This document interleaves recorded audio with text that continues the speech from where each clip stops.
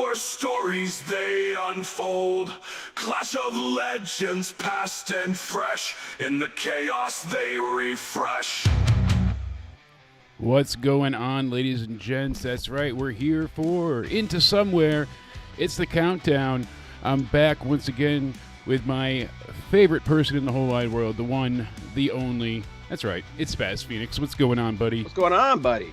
Merry Christmas, happy holidays. Thank you, sir. We'll be doing this again tomorrow on a slightly different topic, but you can't be saying that I'm your absolute favorite person when we got the one that filled my shoes a couple of nights ago sitting right there in the chat. So I want to take this opportunity to say thank you to Liz for stepping in when I wasn't available and getting my Christmas on. So thank you. And she did a great job last week helping out with Saturday night's main event. We had a great time. You can go ahead and lots of fun. Check her out on Twitch. You know, link should still be in the description box down below, but I figured we'd go ahead and discuss some of the good and bad from WWE this year. You know, I have been looking forward to a lot this year, and that's a big surprise because we've suffered through many of the just pitiful and downright awful years that were the end of the McMahon era. And we had to bring out the tarps. We had a limited audience, declining ratings. Everything felt like it was just fading away. And then a little glimmer of hope, a new startup. They lose their way, and WWE finds success. It certainly feels like a fantasy in ways, the way everything turned out. But we thought the new upstart would be the big powerhouse, but Triple H, he's got this damn thing on locked and stocked. 2 smoking barrels, ready to go. Milo's, there we go, on this side behind me. He's raring to go. Boom. How about you, Sir Spaz? I mean, this has been one hell of a year for WWE, surely. We're having lots of fun, for sure. We're going to get into, I think your 3 and 3 are going to be a little bit more specific than mine. That's the way it goes. We're just going to ramble on a couple of my topics. Shout out to Jimmy K. AS in the chat, if I'm pronouncing that correctly, for mentioning the Raw logo set for Netflix. Yeah. We saw the press conference today. I personally think, for no particular reason, WWE should always do their important press conferences on a Wednesday. No reason. It just feels like a good press conference day. How about you? So funny that they had the press conference today, and that's going to be one of the big talking points. But shout out to Nate from VA. We got Jim Kays and Liz. So many people, tuning into the chat. I appreciate you guys hanging out with us. So, yeah, I mean, I've had the countdown on here many moons ago, and I was like, you know what, we're going to bring it back, end-of-year style. New Year's tends to be my favorite holiday. I foolishly like the chance of a resolution, a chance to start over, to start anew. And an entirely fake reason to go, and we're starting again from now. From now, because this will make it different. When exactly in 4 months, the Raw after WrestleMania, we will do the same thing again, because that's the beginning of the wrestling year. And it restarts now. And just like Raw on Netflix, my God, do they just keep stacking that show? That card is insane. Whew. I mean, how many women's matches and men's matches do we have for titles announced already? Then we have Solo versus Roman. It feels like we've got the tribal combat. We've got they've already clarified that Rollins versus Punk is going to be the main event. So I'm going to go out on a limb and guess that tribal combat opens the show. I can't imagine it being too high on the card, seeing as it's technically a SmackDown thing. They're establishing the women's IC title. What's going on, Casey is Raw? Nice to see you in the chat. We've also got the ladies title. It's supposed to be like one more round of Liv versus Rhea, which makes me think that in this shuffle that they're doing, one of them is going to go to the other show. As much as I love Rhea, and she is like one of the powerhouses of WWE, I'm kind of curious as to what she would look like on SmackDown after the press conference that we saw. I think she gets her guts ripped out one more time and ends up on SmackDown mixing it up with Nia Jax and Bayley and the other one that I'm going to talk about later. Yeah. And, so like you said, I mean, there's just so much happening. John Cena's going to be there. Supposedly, we'll get some type of reveal announcement about the future of Jade Cargill and the women's tag team titles. Fair, yeah. Because we're supposed to have They are a... okay. This Yeah. is gonna be a stream or a show where we gloat a lot about WWE, and we're gonna say where they fell short because we're actually fair like that. We're not like the guys on I the do other- have negatives, absolutely. They're Oh not yeah, perfect. but that's why we did 3 and 3. We just didn't do 3. Exactly. I will say right off the bat, and it's going to tie into something I'm going to say later on. Whatever they are doing with this Jade Cargill story, because there's titles involved, they are really dragging this out to the point of by the time they make the announcement, I don't think anybody's going to care. Yeah, and I'm telling you though, but it's just like, again, with that something for everybody. So you like CM Punk? Well, he's going to be the main event. Oh, you like Drew? Oh, you like Cody? Oh, you like Roman? Like, there's just that. Oh, you like the women's division? Well, we got title match. Oh, you like... So it just has that good feeling nature. CM for Punk everybody. out there in a suit today, Right? I press mean, that conference. was a little, unfamiliar territory.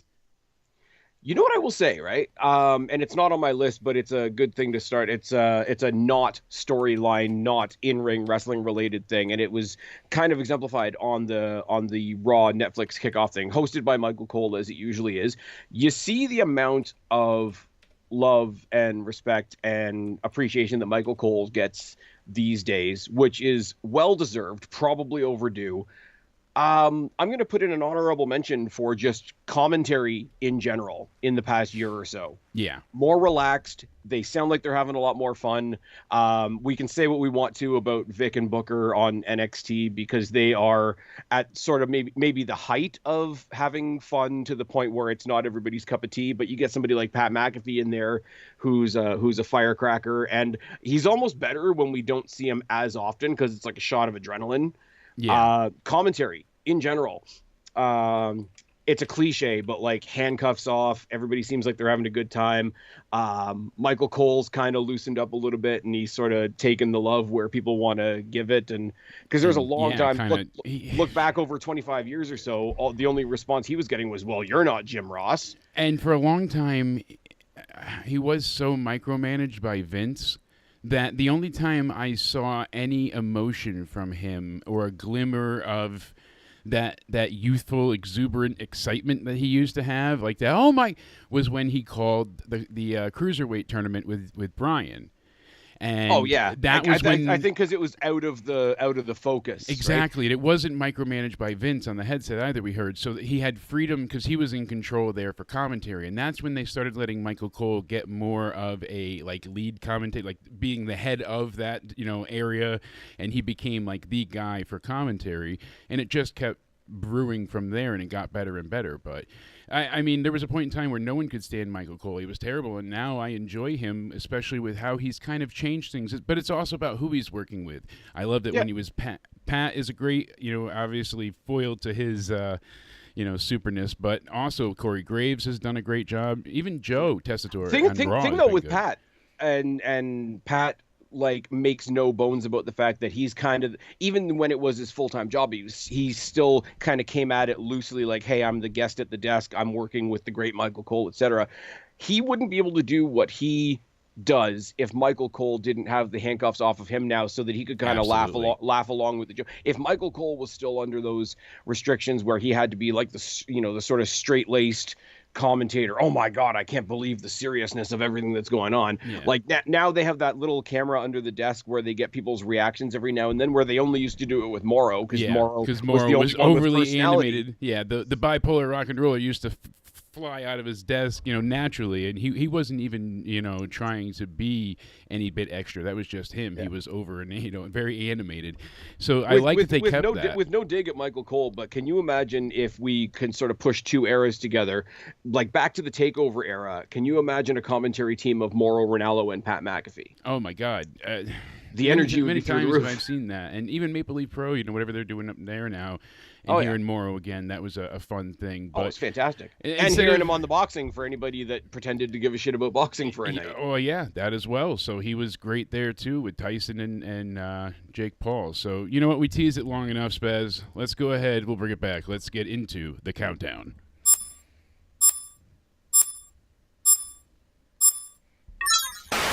That's right. We're back, sir. We're duking it out in our little wrestling ring here. You and I are going to be going head to head. But I like what you said already. You basically headed right into what I was going to go ahead and talk about, my honorable mentions. So right off the top, I didn't want to put this as like my favorite moment, or because it really isn't a moment, but it's a bit of a production revolution. Okay. They have gotten rid of the bucky-toothed beaver, and things have just slowly started to feel like it's changing. You know, you might have certain things happening in the background, but at least it feels like, hey, the direction has shifted.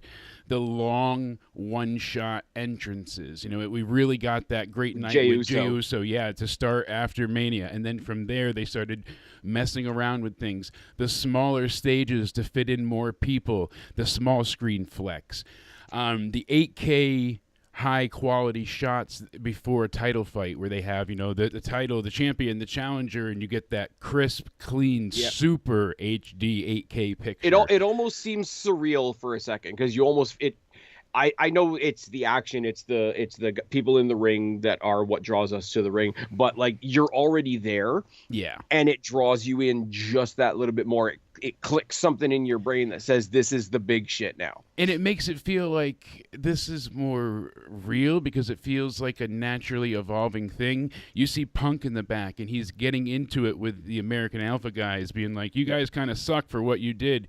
Hit my music. I got to say something in the ring. Yeah. You know, now, those I will type say, of things. There is another side to that, whereas every now and then they just do it to do it. And I would rather them do that than hold back on it. But there's the odd time where it's just, people like the one shots, so let's do another one next week. Yeah. Now, there's a balance to it, but I like that they're playing around with stuff. I'll piggyback on that, because the whole cut and paste, every show looks the same. They've got the same Tron. They've got the same big LED screen and all that. I like not necessarily any one thing that they've done differently than that, but that they keep bouncing back and forth between things. Like they've got the low Tron that they have now. When they had the big audiences after WrestleMania, there was people literally behind the Tron, and you had them like sort of looking up, stacked in, right around it. But even when there's not that many people, and they have like sort of like that black starry kind of generic background behind the Tron, it works. When you get into an arena where they don't have even room for a stage, they've got like sort of that LED tunnel. No doubt about it. I'm picturing specifically last year's Survivor Series when Punk came out, because it's not a screen per se, but they're walking through it. It reminded me of, I don't watch boxing, but it was kind of like what the boxing thing was like on Netflix. Yeah, as well. Exactly. Even something, you and I were talking about this earlier today, something as simple as taking NXT out of the Performance Center and into what's the name of the building they were in Lowell last night? I always forget the one in Mass. But it wasn't like they didn't just recreate a mini version of that stage from the PC. They had that sort of square kind of claustrophobic thing, and it wasn't even a big entrance area. It was like actually in the corner, so they were coming from a different angle, which is all little tiny shit, but it's the fact that it's not one specific thing. Like I said, like I don't say, hey, I really like what they did on NXT last night, which I did, but it doesn't mean, okay, tuck your entrance in the corner every week. Try something different next week when you go to I looked at the Shrine in LA where they're doing New Year's Evil, and it's a banquet hall. Like, do something like mock classy with it. Do something with make up a wrestling's version of a chandelier. Yeah, and it's a memorial auditorium in Lowell. Yeah. That's what it is. I always forget it because it used to be something else beforehand. And I mean, we even got kind of the lineup for next week with NXT too, and that'll be the Christmas Eve episode. So yeah, as I was going to make a mention of. So we know what's happening. So it won't be like a real must see, but it still feels like, hey, don't miss it. But again, I'm not going to get into any spoilers, but it's basically confirming some stuff that we already kind of know. Let's who knows? It's Christmas Eve. Maybe we'll get an appearance from Santa Claus. But honestly, with let's everything have about RIP for Javon Martin's jaw, or Javon Evans. Javon Evans. There we go. I got you. His jaw, where they did the pilmanization, but they made it look like they popped his head like a grape. Before we take off, we are going to comment on that, and obviously we'll touch base more on this week's NXT tomorrow night on your channel for the State of Wrestling. But we will be doing quick plug. Yeah. We're doing the best and worst of 2014 or I cannot speak tonight. You're with 2024 here tonight on the stream. Tomorrow night on the podcast, we are doing our 2025 wish lists. Looking ahead for mostly WWE. I've got one slight thing that sort of hints towards TNA. We're not going after AEW because we're trying to be nice. It's the holiday season and such, and that is a gift. But I've got 5 wishes for next year. Jake's got 5 wishes for next year. That's what you can look forward to on the pod going forward. And as usual, these streams end up on my audio audio outlets as well for anybody not able to join us live. Apparently, some of you guys have really been enjoying the audio versions of these streams. That's really awesome to hear. In the description box down below, you'll find links to Spaz's content, his channel, our most recent State of Wrestling, and Liz's Twitch as well. You can check it out over there. So, yeah, one other thing I mentioned too with the production. Again, this is just a honorable mention. I didn't know where to put it, but the drone shots. Shots are awesome. They had that great one last year with Backlash, but since then they've done some really cool things with like Logan, his spot jumping through the table. It was memorable, and with something as simple as doing it from a selfie camera. That was great too. And what I like as well, the innovations feel real. The other one that I really like, and yes, it's a flex on how many people they have in the building, and yes, some people don't like that. Even when it's not somebody's specific entrance, I like the occasionally they've opened up the show. When they do like the wide like city shot of wherever they are in the whatever arena, and every now and then they'll have somebody with a camera like coming in the front door all the way into through all the fans. Yeah, they go into the actual get that shot stands. From the nosebleeds. And you see all the people. That. Yeah. Because then you can't just say, oh, well, maybe all the people are on one side of the building. Well, no. They're not afraid to spin the camera around. No, certainly. And this kind of goes into my second, mention of a, before we actually get into our tops, is just the overseas nature of WWE at this point. Yeah. They've been a global brand for ages, but until recently, have they actually felt like it? It was kind of, we had UK, that was global. But it wasn't, now we've seen them France everywhere. set the bar. And yes, Triple H has said it with every, and that was this year's Backlash, but he said it in every like kickoff, every post show. He said, are you going to be as loud as Paris was? And we've gotten a couple. I'd like to think, I don't know how it came across on TV, but when I was in Toronto for Money in the Bank, it was great that night. It sounded loud when I was in there. Obviously not for Heatwave because there was less people. No, but you guys were crazy for Money in the Bank, and that's what made it exciting. And that was kind of my point too. It's that they've been able to take these, I don't want to say bland because that's the wrong word, but predictable in a good way shows. What would occasionally feel like a five-card house. Yeah, the house shows that you would kind of be like, oh, they've taken those and not only turned them into an event with a global audience, but they turned it into a must-see thing because it's like, how loud is the audience going to get? How are they going to react for this hometown person? Oh, Drew's here. Oh, Gunther's here. Oh, Rhea's there. Oh, Bronson Reed, we're in Australia. Those type of things. But the thing about it is, adds to it so much. It's a circular thing, and I mean, say we here, like you and I are basically in the same country almost, but if they announce a show in Australia, it doesn't do anything for us that it's in Australia. That doesn't make it in our hometown or whatever. But what it does is it gives us a different audience, a different sounding audience, a different type of response. Yeah. What it does for the people there, it makes them feel like they are the event. Like, Australia, we're so glad to see you. Paris, we're so glad to see you. Scotland, we're so glad to see you. And the audience gives it back. And if there's one thing we learned from COVID, is that part of the show is the audience. Yes. So they give it to wherever they are gives it back. And those of us watching benefit from it because the wrestlers are going to wrestle different when they're getting that reaction. And then that makes the show better for us. I'm looking forward to it being live at different times of the day for certain, it's like, oh, you now you can tune in when you want to, but it'll be there for you. I like the ideas of that. Any more honorable mentions on your end, good or bad? Not really. I'm going to talk a lot about breaking out of shells. I did it with the display, and the way it's presented, the way it's filmed, and all that kind of thing, which you touched on. Yeah. Just the big benefit of being an international show, doing international pay-per-views, international specials, etc. It broke us out of that, okay, la-di-da-di-da, let's twiddle our thumbs until 8 o'clock on Sunday night because that's when pay-per-view happens. WWE's saying, nah, we can do cool shit anytime. We can have it on the Saturday. We can do it Sunday. We can do. You can get up we can go to Australia and you're going to get your ass out of bed at 6 o'clock in the morning. And people bitch about that. And I'm a little bit biased about this when it comes to this because I listen to a lot of What Culture. What Culture is based in the UK, and their response is kind of what I'm saying. Like, we're pretty lucky on this side of the world as far as WWE content. It's basically the last thing we watch before we go to bed. We don't have to wait until midnight for it. We don't really have to get up for it. If they do a show in Australia, cool. Show me that awesome shit happens at a time other than 8 p.m. on a Sunday. Exactly. And one of the good things is that I appreciate about it as well is that, people overseas are going to get things in their time zones at times now. So it'll be, they don't have to wait till 2 a.m. for a Raw because they don't want to have it spoiled for them and these type of things.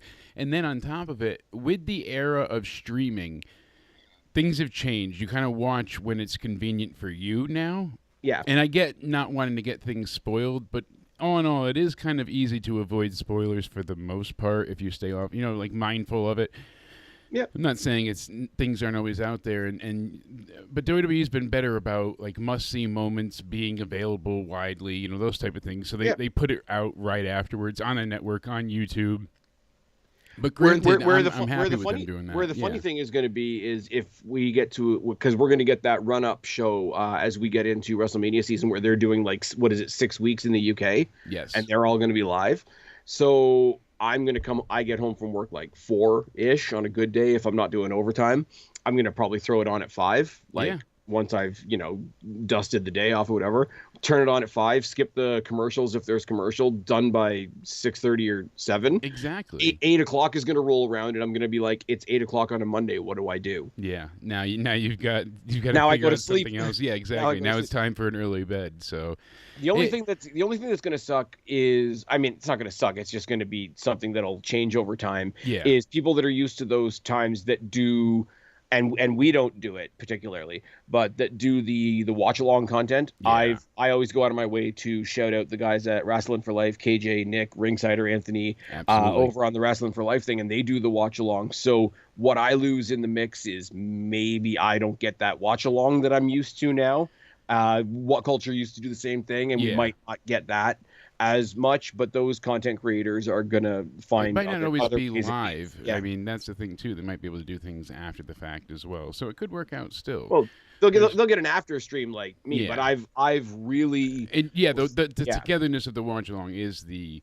I've really got into that sort of watch along. What you had initially asked me if I wanted to do some watch along, and it's like, no, when it's happening, I'm lazy. I'll talk about it afterwards, or we'll text about it or something. Exactly. But See, I was more conditioned with it, with how we used to cover it, and now I don't think I could do it because there'd be dead air. I'd just be watching to me, the show. It feels like second nature because I've done it for so long. But I agree. Yeah. You find the little niches that fit for you. So we'll get right into it. And hey, one time we had to these people had to wait a whole day to hear what we thought about something. Exactly. So we just lost hours the plot. behind. Damn Comcast, hours behind. If you notice, you and your rivalry with Comcast. I have gone ahead and started to move stuff. So now the camera's over here because I shifted my desk. So I keep looking over here, but it's not with the light anymore. It's over here. So I'll have better lighting coming up soon. But it's just I'm watching us here. Yeah, and right. My camera's over there. So I'm not doing any better. You got us in every space. So see, you cleaned up your area. I just threw up a graphic and hid my mess. You managed to because I'm talking into a corner.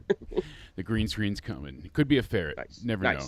So, starting off with, I'm going to start with the worst category. We'll end it with the best. But top 3 worst. I'm going to say right off the bat, the top number 3 for me, sad to say, has been the Raw Tag Team division. And I know we just got a title change with the War Raiders, but it felt so just forgotten about with the Judgment Day. holding the titles. They didn't defend them. I think they had 2 defenses in over something like 100 days. Their third defense, they lose, or fourth defense, excuse me, they lose the belts, so either third or fourth. It just, for a long time. So we got a bit of a comedy act because the belts were unified before then, and then they decided to split them. And I was worried about that to begin with how they were handling tag teams. But I said, we'll give it a shot. And the SmackDown side of things has been this compelling, constant flowing story. People, fall in line, pieces move in and out, but it's still a narrative that's continuing. Now they took the bloodline out of it, and you've got the heel DIY group, feuding with Motor City Machine Guns. But when the bloodline had the belts, it felt purposeful because they were it was part of a greater whole. Yes, and they were putting a stranglehold on SmackDown. They were going to control every facet that they could get their hands on. As where Judgment Day didn't really feel like that sinister gonna take over group anymore, and even though they're a bit lighter now. Yeah, but even turning against their own with Rhea and Dom, breaking apart, and him going with Liv, and Priest doing his own thing, kind of. It's just not been great. The focus of the tag team has been on Finn and obviously Damian Priest, so the tag belts were just really sitting off to the side.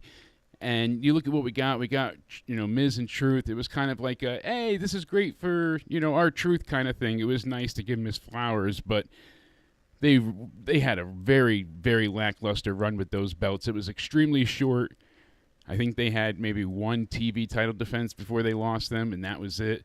I think it was more of a recognition WrestleMania moment for R-Truth, which I was happy for. As much as that's a bad, it's not a great long-term storytelling thing. I'm all for, somebody like an R-Truth that is so easy to slip under the radar. Yeah. I'm glad he got it. Ryder at Mania in the ladder match, getting his IC perfect title. Somebody we're going to be talking about in the coming weeks and months, I would assume. Yes. But no, it's very cool for that. But at the same time, when it's just hey, thanks for all your hard work type moment, it's going to fall apart pretty quick. There's other things coming, like there's things cooking up. Like Tozawa and Otis are a comedy team. Yes. But they're both really good wrestlers in their own way. Yes, like Otis have their strengths. is really underrated because I think they lean too much into character if I want to be really critical. Yeah. But you got them, you got the Creeds, you got the War Raiders with the belts. You do have AOP standing behind Karrion Kross. There's teams there. I think a lot of people are thinking in the way you're thinking is that a little bit more up off the ground is SmackDown, but you got to remember, in my opinion, SmackDown has the advantage of having the news story in their corner. Like they picked up Motor City Machine Guns, and Motor City Machine Guns, is just an awesome team to have on your roster. Certainly. But outside of them being an awesome team, and I'm really happy for them. I wanted to see them mix it up with some of the guys here for a long time. I would actually love to see Motor City Machine Guns versus Finn and JD, if I'm honest. That would have been a great match as well, if only they were defending the damn belts. Yeah. Well, this is true. But I'm saying SmackDown has the advantage that not only do they have this great new team on their roster, but they were a topic of conversation and a topic of anticipation for so long before they actually showed up. They finally left TNA. They're probably going to go to AEW because AEW is the tag team place, except they're not. It seemed like that's what their niche was going to be over there, that they were going to finally have really good tag team wrestling, and even that kind of. Have we seen Private Party? But when the EVPs don't have the belts don't matter. Anyways, we're not doing that. But I'm just saying, so even before they showed up on the show, for sure, for real, it's official type thing. Yeah. Where was I going with that now? My head just totally fell out of my ass. No, sorry. They were already built up, and they were an act that was built up at the fans' minds before they even showed up. So SmackDown previously established. Gets to benefit from that momentum. But even if you look at SmackDown, they're having a lot of fun. There's a lot of other ancillary teams in the background as well. There's Legado, they're doing stuff, and there's some other teams that they can play with. We didn't even mention the newly heel turned New Day on Raw as well. So it's not like they don't have the roster. I'm more excited about SmackDown because I love a push for DIY, and like I say, Motor City Machine Guns are there, but I don't think there's that much more depth on SmackDown. I just No, think currently the one or two teams that they're using are teams that I'm really invested in. Both Raw of them kind of across. suffered with one thing, and that was evidently obvious. And Yeah, it's less a fault of their own, but they still had a 3-hour show to be told in two yeah, hours, and they had a third more of the roster on Raw. So it was yeah, like, what's more important, the tag team or the women's champ and the men's champ and the like the singles type. So I get what they yeah. decided to focus on and when. That's But why. the fact that they had more time to play with does make it a more grievous Yeah, complaint then, because you have even less of an excuse. So you should, but maybe I am leaning more toward. I was trying to excuse it because I thought SmackDown had a little bit of an advantage, but maybe you're making me rethink maybe it right here as we speak. I'm bringing you to the dark side. So, Yeah. what's your number 3 for the worst of 2024, Spaz? Oh, my. See, mine are so generic that they're not, oh my God, this is terrible. It's just Hey, three things where it's like, this could be better. that's why I said no Um, parameters. We're just talking points, Yeah. but that's perfect. So I don't want people to think I'm going super heavy on things that I think just could be a lot better, because WWE is now allowing us to expect more from them. Yes. It's gonna kind of piggyback on what you're saying, because there's a big section of my positive category that has one glaring negative element. Can we please free up the women's tag team championships? Yeah, that's been another issue, and I get now we don't know, is Jade injured? Is she not? Is it legit? Is it not? Alvarez is sticking to his story. He's like, she's injured. That's 110% what they're doing. This is how they cover for injuries. And Rhea was actually injured when they did the same thing for her. But then again, they just did this for Cody, and he's not injured, so it's not 100% To be fair, average this there. this complaint, at least from my side, stems from way before they did the injury angle. Oh, long before the women's I tag don't titles still have people been neglected. people that have been following you or me or both of us for a long time know Bianca Belair is not my favorite person. This is not that. I'm trying hard not to land on that, but when I see the way the two of them are presented, and I think Jade Cargill is fantastic. I think Jade Cargill, She's for got it. as new as she is to WWE, she's got to be one of the breakout stories of 2024. Absolutely. She's one of the behind Cody Rhodes and CM Punk. Let's be real for a second. She's one of the biggest they came the other way stories of Yeah. 2024. Kind And of again, shifted and like the Machine Guns, she was anticipated for so long before we even saw her on TV. So Bianca's not my favorite person. I'm a big fan of Jade. Take the names out of the equation and put any two people in here, because they are not presented as, hey, these people are important, look at the titles that they have. They're presented as, you're not wrong. we've decided that these people are cornerstones of the show regardless, and they happen to have belts. Like, it's the opposite. Like, I don't think you need a title to make Bianca Belair. I'm not saying that. No. But she's not doing much. Like, she showed up at a pay-per-view where she got TV time because she was a host along with Jade and Naomi, and they didn't even have a match that night. They just sort of wore the belts out as trinkets, which is the exact opposite of what you want to do. Yeah, they eventually lost the belts at Clash at the Castle to help me out here. Your Illidan and Alba Fire, because Alba it was Fire, a hometown yep. thing. Yeah, and And again, everything that she it's dealt much with, like her mom passing away and all that story, Yeah. part of it. So that was a great moment.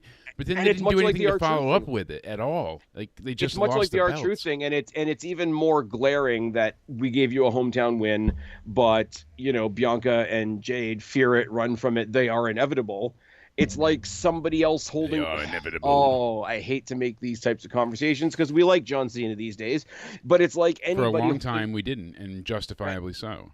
But it's like anybody else holding a title other than John Cena in John Cena's time. It's like, well, yeah, but he's going to get it back eventually. Now imagine that times 2 in what is supposed to be a mid-card division. Yeah, and Super Cena, we've seen it in other iterations with different people.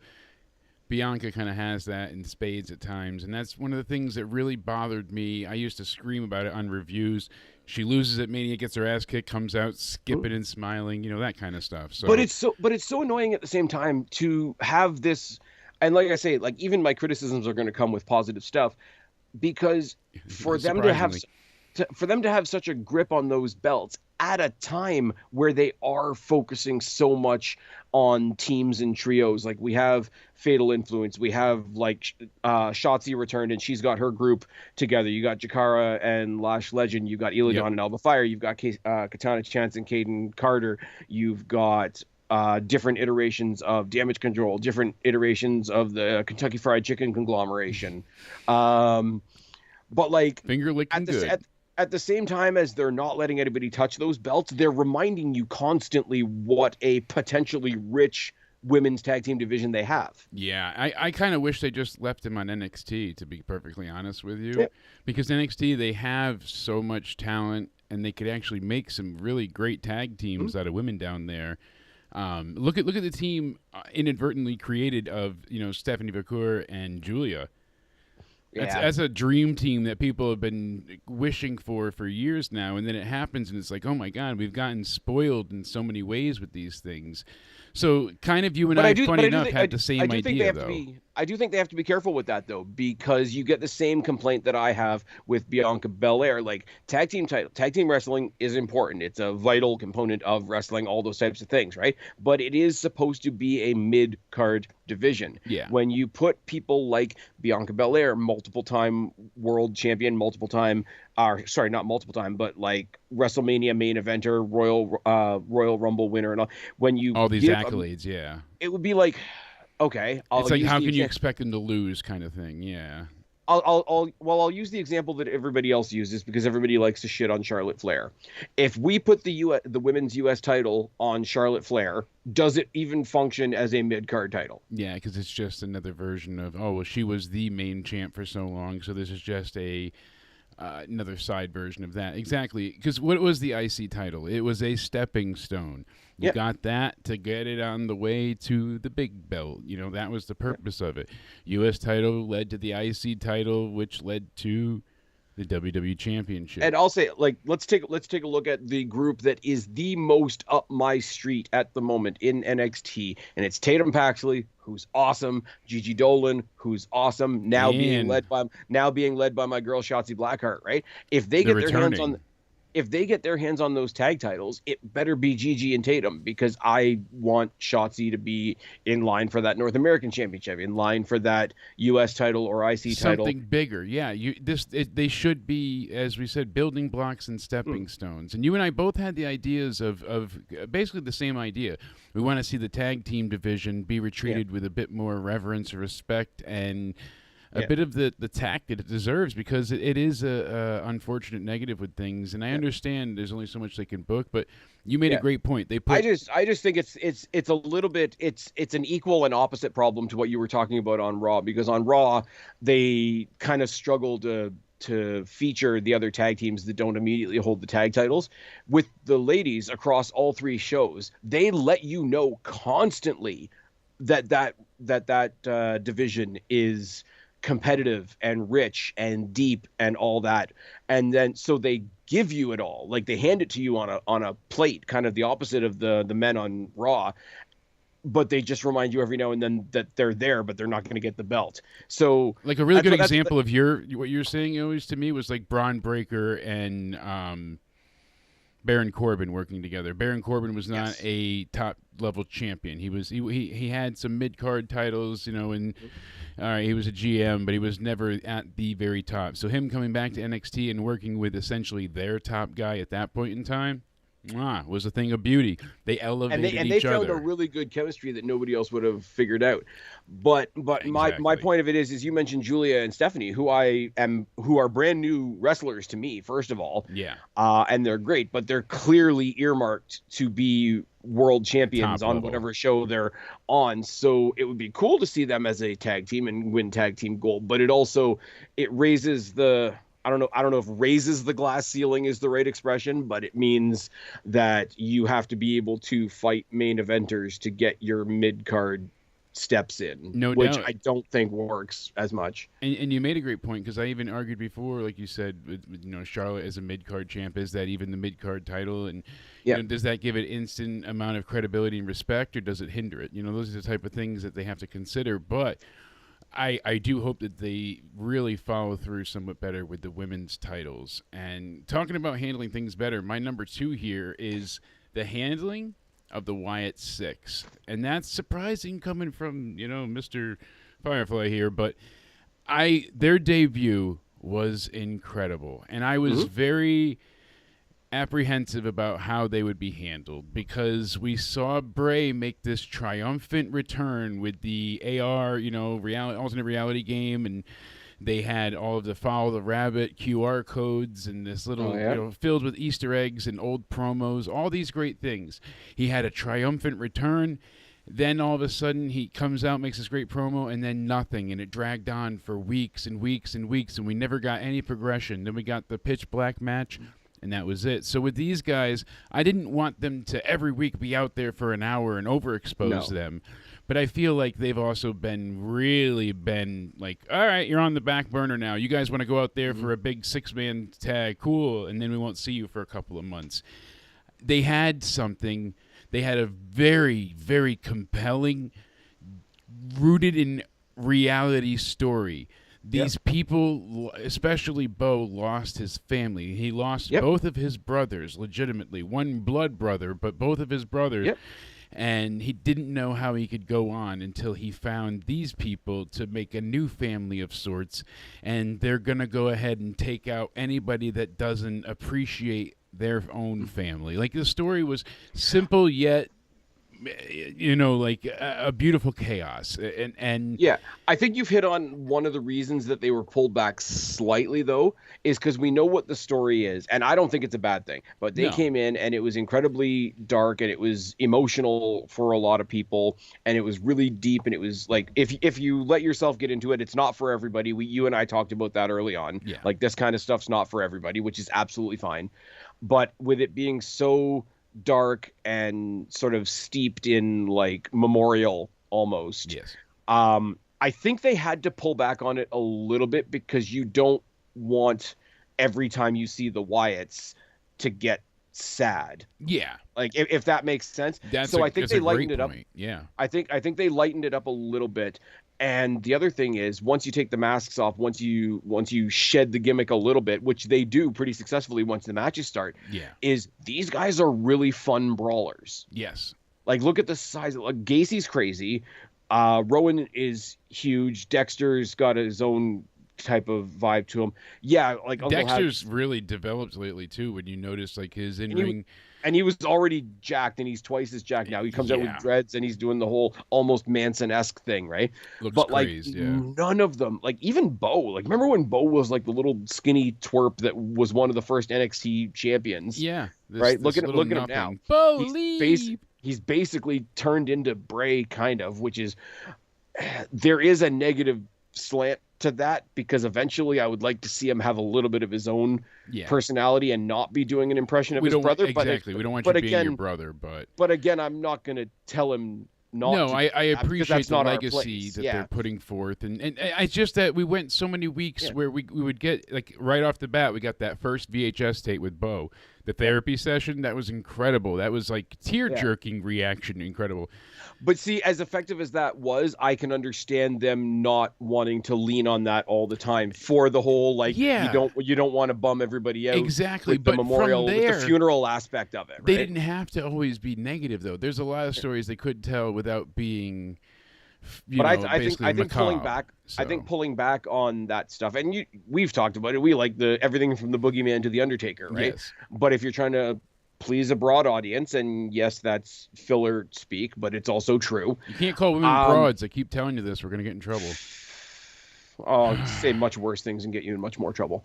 But I think pulling back on that a little bit, allowing them to have the cool entrance, and then just like Undertaker. Undertaker, when he came to the ring, he had the big, massive entrance, but then when he got to the ring, he was almost a boxer at some point. Backed it up, and they've backed it up in the ring too, like you said. Great brawls and street fights. Like I say, I want to see them mix it up with the Creeds. I want to see them mix it up with the Viking Raiders. I want to see them mix it up with a bunch of other big dudes. And I don't want it to be a totally gimmicky thing, because when they shed the gimmicks and they're just dudes, they have great matches. They have great entertaining, like, let's throw everything at the wall brawls. Yeah. and they're literally throwing each other at the opponents. So I think they might be retooling the presentation to match how fun the brawls are, which is fine. And if they're taking a pause to sort of retool that a little bit, yeah. and maybe the other thing that I said, and I say it's not for me to say, but to say who is who is Bo Dallas outside of channeling his brother. Yeah, I've got a lot of swinging room for that to take its time and be exactly what they want it to be. Well, that's why I don't mind them. We don't not see being them as depressive, much, but we don't see them as much. I would like to see them more. That's my point. But I don't think they need to be an every week or even every 2 weeks thing. Like if we see them, if we see them, like if you look at a schedule, like a work schedule almost, right? If we see them pick a fight with somebody on the 6th on Netflix, which is the date we're all going to land on for a while. The 6th on the 6th. They attack somebody on the 6th just to do the entrance for the first time on Netflix, do the whole spiel, right? They attack the Judgment Day or what's left of the Judgment Day. Yeah, whatever. And that's to lead to some multi-person match on the last show before the Rumble, which is going to be at the end of the month. Like, so you can do like a 4-week span, the initial attack, a couple of weeks of fuckery, and then the match. And that means you don't maybe necessarily see them fully in person from that week 1 to that week 4. Yeah. But when they land, when they ascend, it works. Like they've been fucking with Karrion Kross forever. It feels like. Well, part of the thing that I'm upset though over, I guess, is one of the things we used to see a lot in the 2019 booking years with Vince. A lot of times, the best things were not on the show, and I feel like a good portion of the Wyatt Six things recently, some of the best stuff has not been on TV at all. Like Karrion Kross not looking for the Miz and their continued story, and especially on TV, we got no real story with the Final Testament at all. It was a little bit with the Miz, and then it just kind of shut off. So, like you said, it doesn't have to be a constant, and I don't always want to channel Bray either, but see him more. You've brought up another point, and it's something that WWE has done, and it's another production thing that I think they've leaned into too much too fast, is do your show, do your 2 hours of programming, and then leave something for the people on Twitter to post, leave something for the people on Instagram to share the next day, leave something to be the WWE.com exclusive the next day. Like, good example is either KO attacking Cody at the bus or the package pile driver on Saturday night's main event. And I get why you don't put that on the show, because you want people to look for it, because you want people to think that their extra investment is going to be rewarded.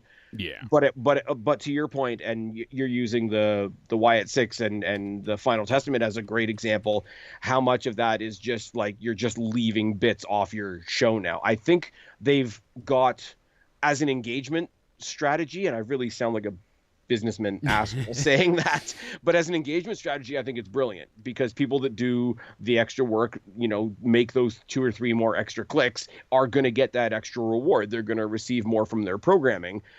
Not everybody wants to do that, and not everybody has the time to do that. No, so certainly. you're playing a funny game there. And again, it's one of those things, we're happy that they're experimenting so much, but not every experiment is going to work. So I have to give them the patience to try something, knowing that it might fail, and then wait till it fails before we say, why the fuck did you do that? Yeah, what the hell was that for? So they're on a line right now. They're on the cusp of doing it too much, but I don't think they're there yet. Sir, you're number 2 for worst. Number 2, it's very simple, and it sort of ties into what I was just talking about. You and I have talked about it quite a bit, and I think we're kind of on opposite ends of this, so this is probably a good conversation to have. We used to complain about WWE pay-per-views. People still complain about AEW pay-per-views being way too long. Oh my God, why did the pay-per-view start in one day and end in another day? Yeah.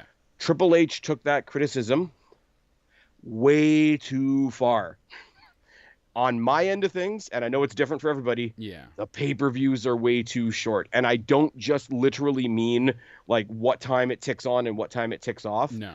What they're doing with it, you can do, like they're doing the 5-match pattern. I'm assuming it's going to be 4 for the Rumble, which is something that we're going to talk about tomorrow a bit more. Yeah.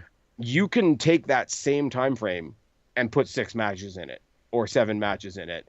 Not everything needs the time that it's being given. And you and I started midway through this year talking about, like, if they're going to be these short, concise pay-per-views, we're going to get a lot more critical of what is left over for SmackDown, what is left Yeah, over because for Raw, they end up because doing there's it some on Raw stuff and there. SmackDown. Yeah, exactly. I can't remember what show it was, but basically we cut out the entire middle and said the matches from Raw and SmackDown could have gone in the I think it was, what was it?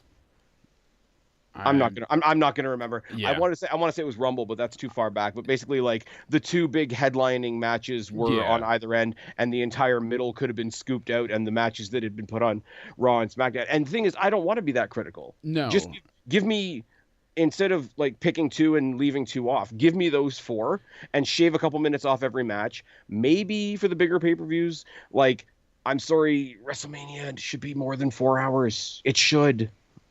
And with doing the 2 nights, it's like, okay, well, then it's 8 hours, but and now we're gonna get 2-night Rumbles, 2-night SummerSlams, it seems like it's getting 2-night Survivor Series. We're gonna get 2 nights at everything. Eventually, WrestleMania is gonna be a month long.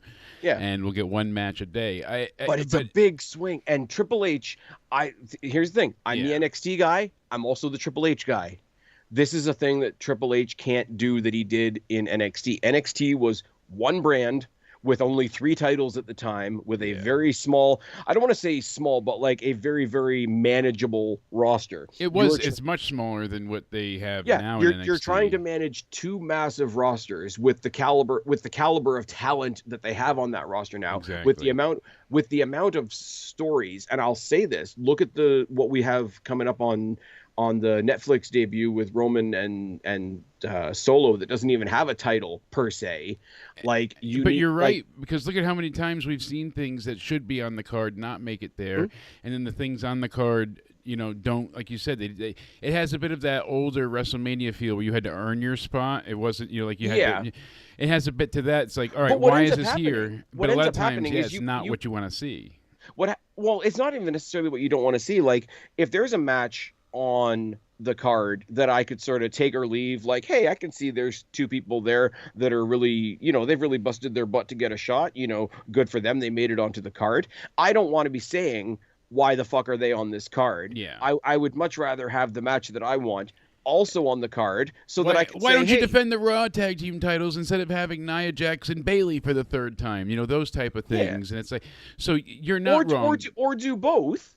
Maybe add 20 minutes to the end of the actual card. Yeah. Shave both of those matches down by like 5. Maybe cut out a commercial or 2, which isn't going to happen. Yeah. But but this is what I'm saying. Like, instead of saying, why is this here? I wanted this instead.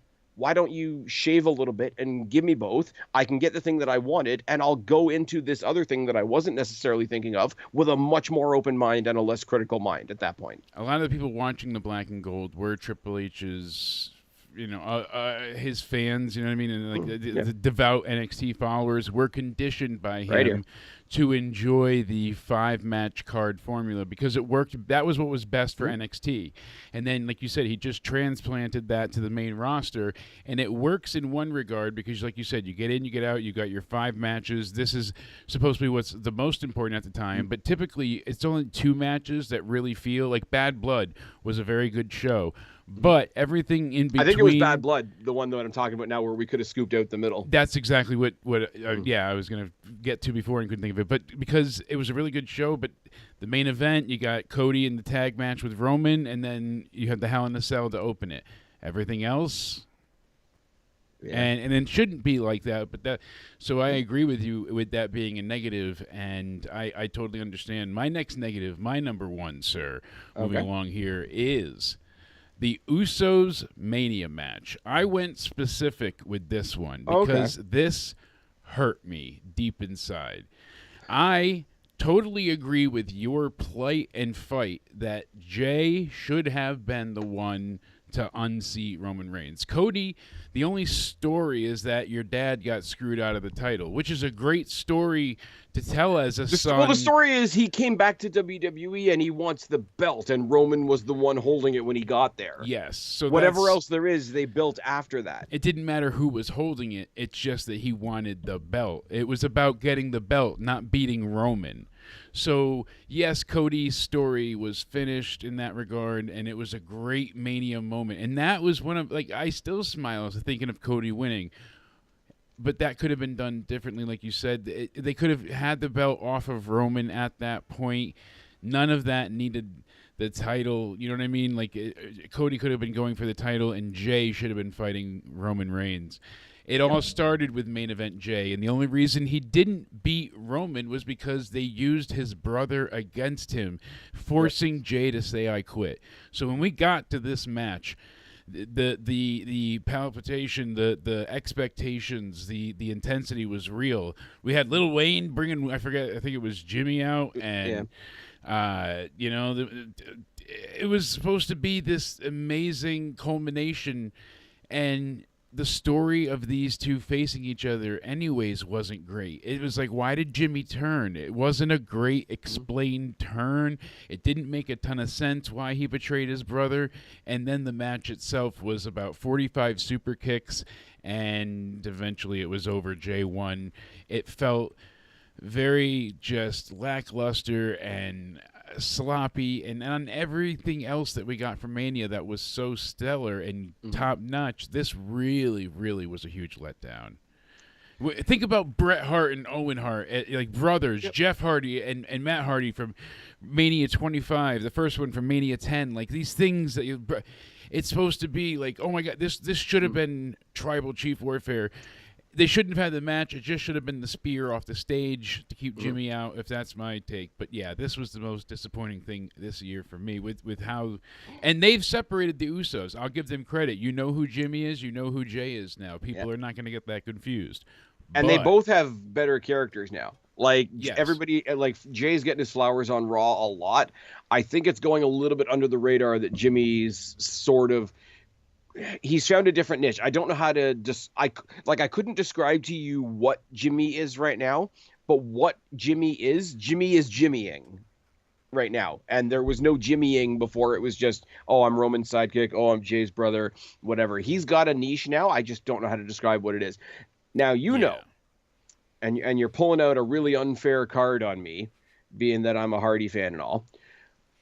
For everything that I love that the Hardys did, I never got properly fulfilled seeing Jeff and Matt fight each other. I always thought it was going to be great, and it always went down. Now, Brett and Owen, that's a different conversation. You got two technical marvels in the ring. One of them a little bit more underappreciated than the other. That was about a wrestling match. These two were supposed to be like, you killed my dog, you burnt my house down, you tried to destroy me in Pyro, and it never really, it was good. But they never had any feud with each other as well as either one of them did. Like, would you rather see Jeff fight Matt, or would you rather see Jeff fight Edge, or Jeff fight Punk? Or when Matt had his sort of weird comedic rivalry with MVP and all that kind of thing, right? Exactly. When Matt was tagging with Bray, as we mentioned earlier. But here's my thing, and here's one of those times where I'm going to get called, oh, you're way too soft on WWE, whatever. I don't disagree with what you said about Jay and Jimmy at WrestleMania. I don't think the match was anything blow away stellar or whatever. I also couldn't care less, because anything with the bloodline was story, and Jay, more than Jimmy at the time, was throwing 110% character-wise into everything he was doing, and that was a showcase. And I think that's partly why I was disappointed, because I know we could have. They cut a lot of time from their match, and they cut parts. I guess. Oh, I didn't know that. Yeah, they cut time, and then Rikishi was supposed to come out, I guess, at one point too, and that got scrapped. So my thing is it's one of those things. You've heard me use this example 100 times. Is it a great match? No, but John Cena and The Miz facing each other at WrestleMania with their respective partners at the time. We didn't know what Nikki Bella was going to become. Was it a great match? No. Was it fun? Yes. Are we happy for them that they're apparently buddies and they got to have a fun match with their partners at WrestleMania? Forever and a day, we heard the Usos say they wanted to face each other at WrestleMania. Yeah. It's really cool to, maybe not in the match itself, but to get to that level together, to reach that level together, to be able to have that moment with each other. I was way too happy for them and way too into the story at the time to care that it wasn't 5 stars in the Tokyo Dome. I'm not saying that it was by any stretch, but my big takeaway from that was, and where the negative would be for me in that match, was I couldn't take it 100% seriously because I knew whatever happened in that match, they were going to get absorbed back into the Roman and The main Rock event, and Cody stuff by the end of the night. Anyway, so it felt like an afterthought in that regard. I found the quote too. Jey Uso said it with an interview with Gorilla Position. Someone came up to us and said they went over this many minutes. I'm sorry, y'all. It's good. Just go out there and handle your business. And then he said that it was unfortunate because the things that were cut were supposed to be more of the storytelling elements of the match, like the father coming out, like, you know. So it wasn't like you said. I didn't know that. I didn't care about the 5 stars in the Tokyo Dome, but I do give a shit that it didn't have that payoffs, really. It didn't feel like Jay really got the ultimate vengeance upon his brother that he was trying to enact. It was just like, all right, you pinned him, now what? It's over. Yeah. And it was nothing but super kicks. So, I'll say if there was supposed to be extra stuff that they didn't get to do, I'll put a thumbs down on that for sure. Yeah. It's one of those things, and yeah, maybe it is a free pass, but it's just like they've really wanted to do this for a long time. They got there, they got to do it. I'm happy for them. Absolutely. So I wasn't pulling it in the same. It's like Roman and Cody, Cody finishing the story. That match was a carnival. That match was not a. It was throw I sound like everything in the kitchen sink. It was sink. literally throw everything in the kitchen sink. Like this, it was a match for as long as it was a match, and then it was a giant segment. Yes, it was just a huge story. Which is fine, by the way. Which is absolutely fine. I'm all for the segments. Give me the stories. Give me everything ridiculous that wrestling can be, right? Exactly. But it wasn't like the parts that everybody loved. It wasn't a match. It was Triple H is taking charge of WWE. WrestleMania is now 2 nights. We're heading down these paths. We're an international company now. We're going to come at you lock, stock, and barrel. We're about to go to Netflix. Rah, rah, rah. Here we are. We're throwing our dick on the table. Yeah, we've got everything out. That's what that main event was. I'm happy for Cody. I wasn't even a Cody guy. You were here. We talked about it when I said, okay, I can't deny Cody anymore. Yeah, like it's all good. Doesn't change the fact that Jay should have been the one to topple Roman. On the night, everybody was a Cody guy. I think I said it to you that night. Oh, yeah. Everybody was a Cody fan. But if people want to, and I'm not directing this at you, but if people want to say, like, they come down on the Jimmy and Jay thing a lot. And I will say the Jimmy and Jay match was more of a match in its strictest terms than Roman and Cody was. Now, that's coming from me. That's giving them a whole lot of free passes and throwing a lot of my own sarcasm in there. I get where you're coming from. If you're looking at it from a match perspective, I didn't know that stuff had been taken out. I'm just the goofy guy in the back that's happy for these guys that finally got to fight each other. Well, what was your number one then, Spaz, as far as your top worst? My number, and it's not even a top worst. It's I'm going to compliment somebody else by not being so nice over here. The ladies of NXT are pretty awesome, right? Absolutely. They've taken a lot of main events, et cetera, et cetera, et cetera. We'll talk more about that in a second for sure. By comparison, the men's side of things on NXT has, I want to say this as nicely as possible, the men's division on NXT has taken a back seat this year. Yeah. And I'm not saying, oh my God, how dare the women. I'm saying, guys, keep your head above water. Yeah, because they got tricked with the title after him and Carmelo had their big breakup, feud, stand and deliver, all that, which was great. Then, oh crap, we really don't have anybody for Trick to face. There was no one ready made because we had been building so many challengers for the women's title for Roxanne over here. On the men's side, it was like, so then they got lucky. They got a lifeline because Ethan Page left AEW. Yep. And in a month's time, a little over 40 days, he became champ. He kind of like revitalized his career and really gave a shot into the men's side of the division of NXT. Mm-hmm. So, but Trick gets the title back, and it's just kind of been like going through the motions, like you said. No, you're not at a challenger that's at a level where it's like, oh, I can totally suspend disbelief that they're going to take the title. You're absolutely right. There has not been a focus on now. They're doing it with Eddie, but that really wasn't They've got some built cool stuff for going him. on with Eddie. They've got this weird sort of lost his smile thing that they're doing with Paige. Yeah. They have a absolutely crackerjack star in waiting with Javon Evans and Obafemi in two very, very different ways. But they're trying to pick up their pants at the end of the game here at the end of December, because it's been the other part of it too. Because we'll get Obafemi and Trick, and that's a great match, but by the time that happens, we're on to the next year. So as far as this year goes, but I'm predicting that's Trick's farewell to go to the main roster, and happy for that guy. Yeah, I think it's a little overdue. Honestly, he's been in NXT for quite a while. I thought he was going to follow Carmelo up, and Carmelo's gotten himself into some different stuff as well.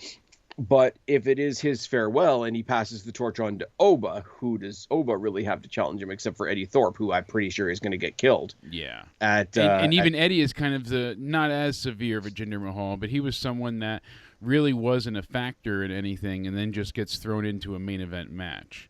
Yeah. I mean, there's the story elements there, and he had one of the best conclusions to screw over the incompetent GM that is Ava. And I kind of like that story where, like, you could tell she's actively trying, she's doing her best, but she's just not knowledgeable enough to see what's coming her way, and she gets taken advantage of often, and she's not always the most organized or well-intentioned, but she at least has her attempts to be made. So I like that Eddie got one over on her. The other thing is, I kicked my own ass. The other thing is too, as well, is two of the coolest sort of infusions, I guess you could say, on the men's side of thing this year have both been as a result of the TNA partnership, which again we're going to talk about in a minute. But the infusion of Joe Hendry at one point was really exciting. Joe Hendry was really over. He was reaching his sort of incredible. Loved it. His trending peak. And the other was we brought back the Rascals so that we could do some MSK stuff, so that MSK could break up, so that the Rascals could go back to TNA. So those were two really good, like, I guess if you want to say, like, spikes in the year. Yeah. But they were both temporary. And they were both injections from another company, essentially. Like that. Well, they are, but like that partnership is ongoing as far as we know. But those particular stories sort of happened, and then they quickly burnt out. Yeah, because Joe Hendry was a huge deal, and then he just wasn't on, and same thing going forward. Yeah. To the point where every time I see Wes Lee now, I think Trey Miguel is going to get his comeuppance, because he never got his comeuppance. Only Wentz did. Wentz got the X Division title for a night so that he could wear it on a NXT show, and no doubt. And then it feels like it was like it happened and it dropped like a rock. Yeah. So those were two really cool spikes, not only because of the individual people involved, but also because of like what it meant at the time. Absolutely. But they were both very temporary, whereas the bigger stories in the ladies division have been more ongoing. Like, look at how stacked our roster is, etc. No, and you're absolutely right. That's a great point, that they're really, Joe Hendry, again, they got lucky. He came from TNA. Yes, it's their partnership, but that was a good, person to defend the title against with Paige, and it kind of helped Trick be busy in the meantime. So it seems we're bringing, and I know it's another Band-Aid, but it seems that they're teasing Penta for Raw with the zero symbols that are showing up on Raw. Yes. I don't think I don't think it would hurt to throw Penta down there for, like, I don't know, not a long stretch, but like maybe for a quarter.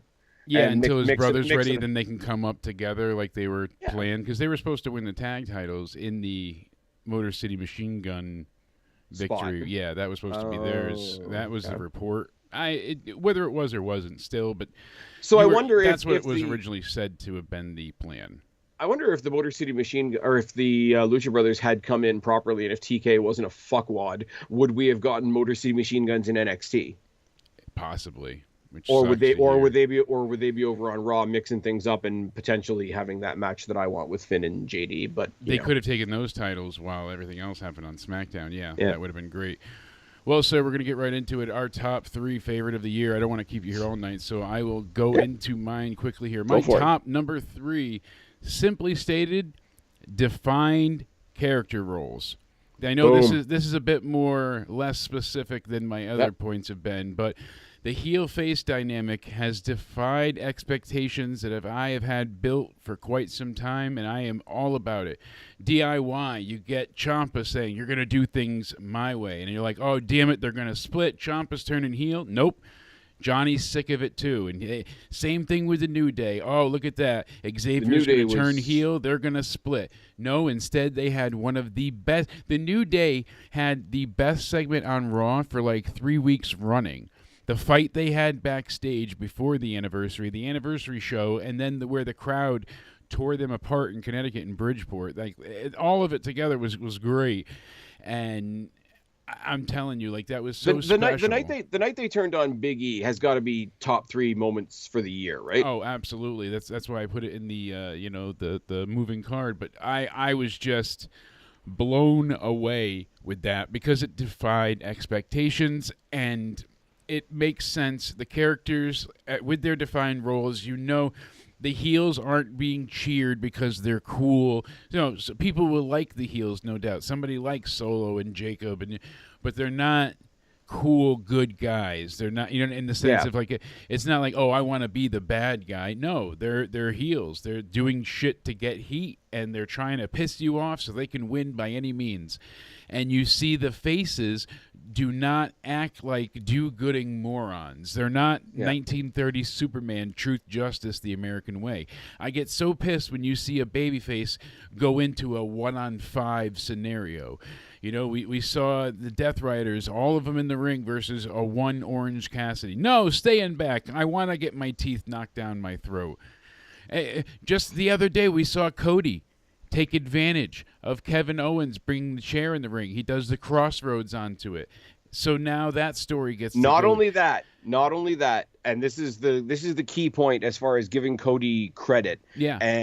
It was probably What Culture I was listening to, but they really drilled home on it, is because anything can happen accidentally. If you're a babyface and you go to do your move and oh shit, there's a chair in the ring because somebody brought a chair in the ring, that's not a thing of intent.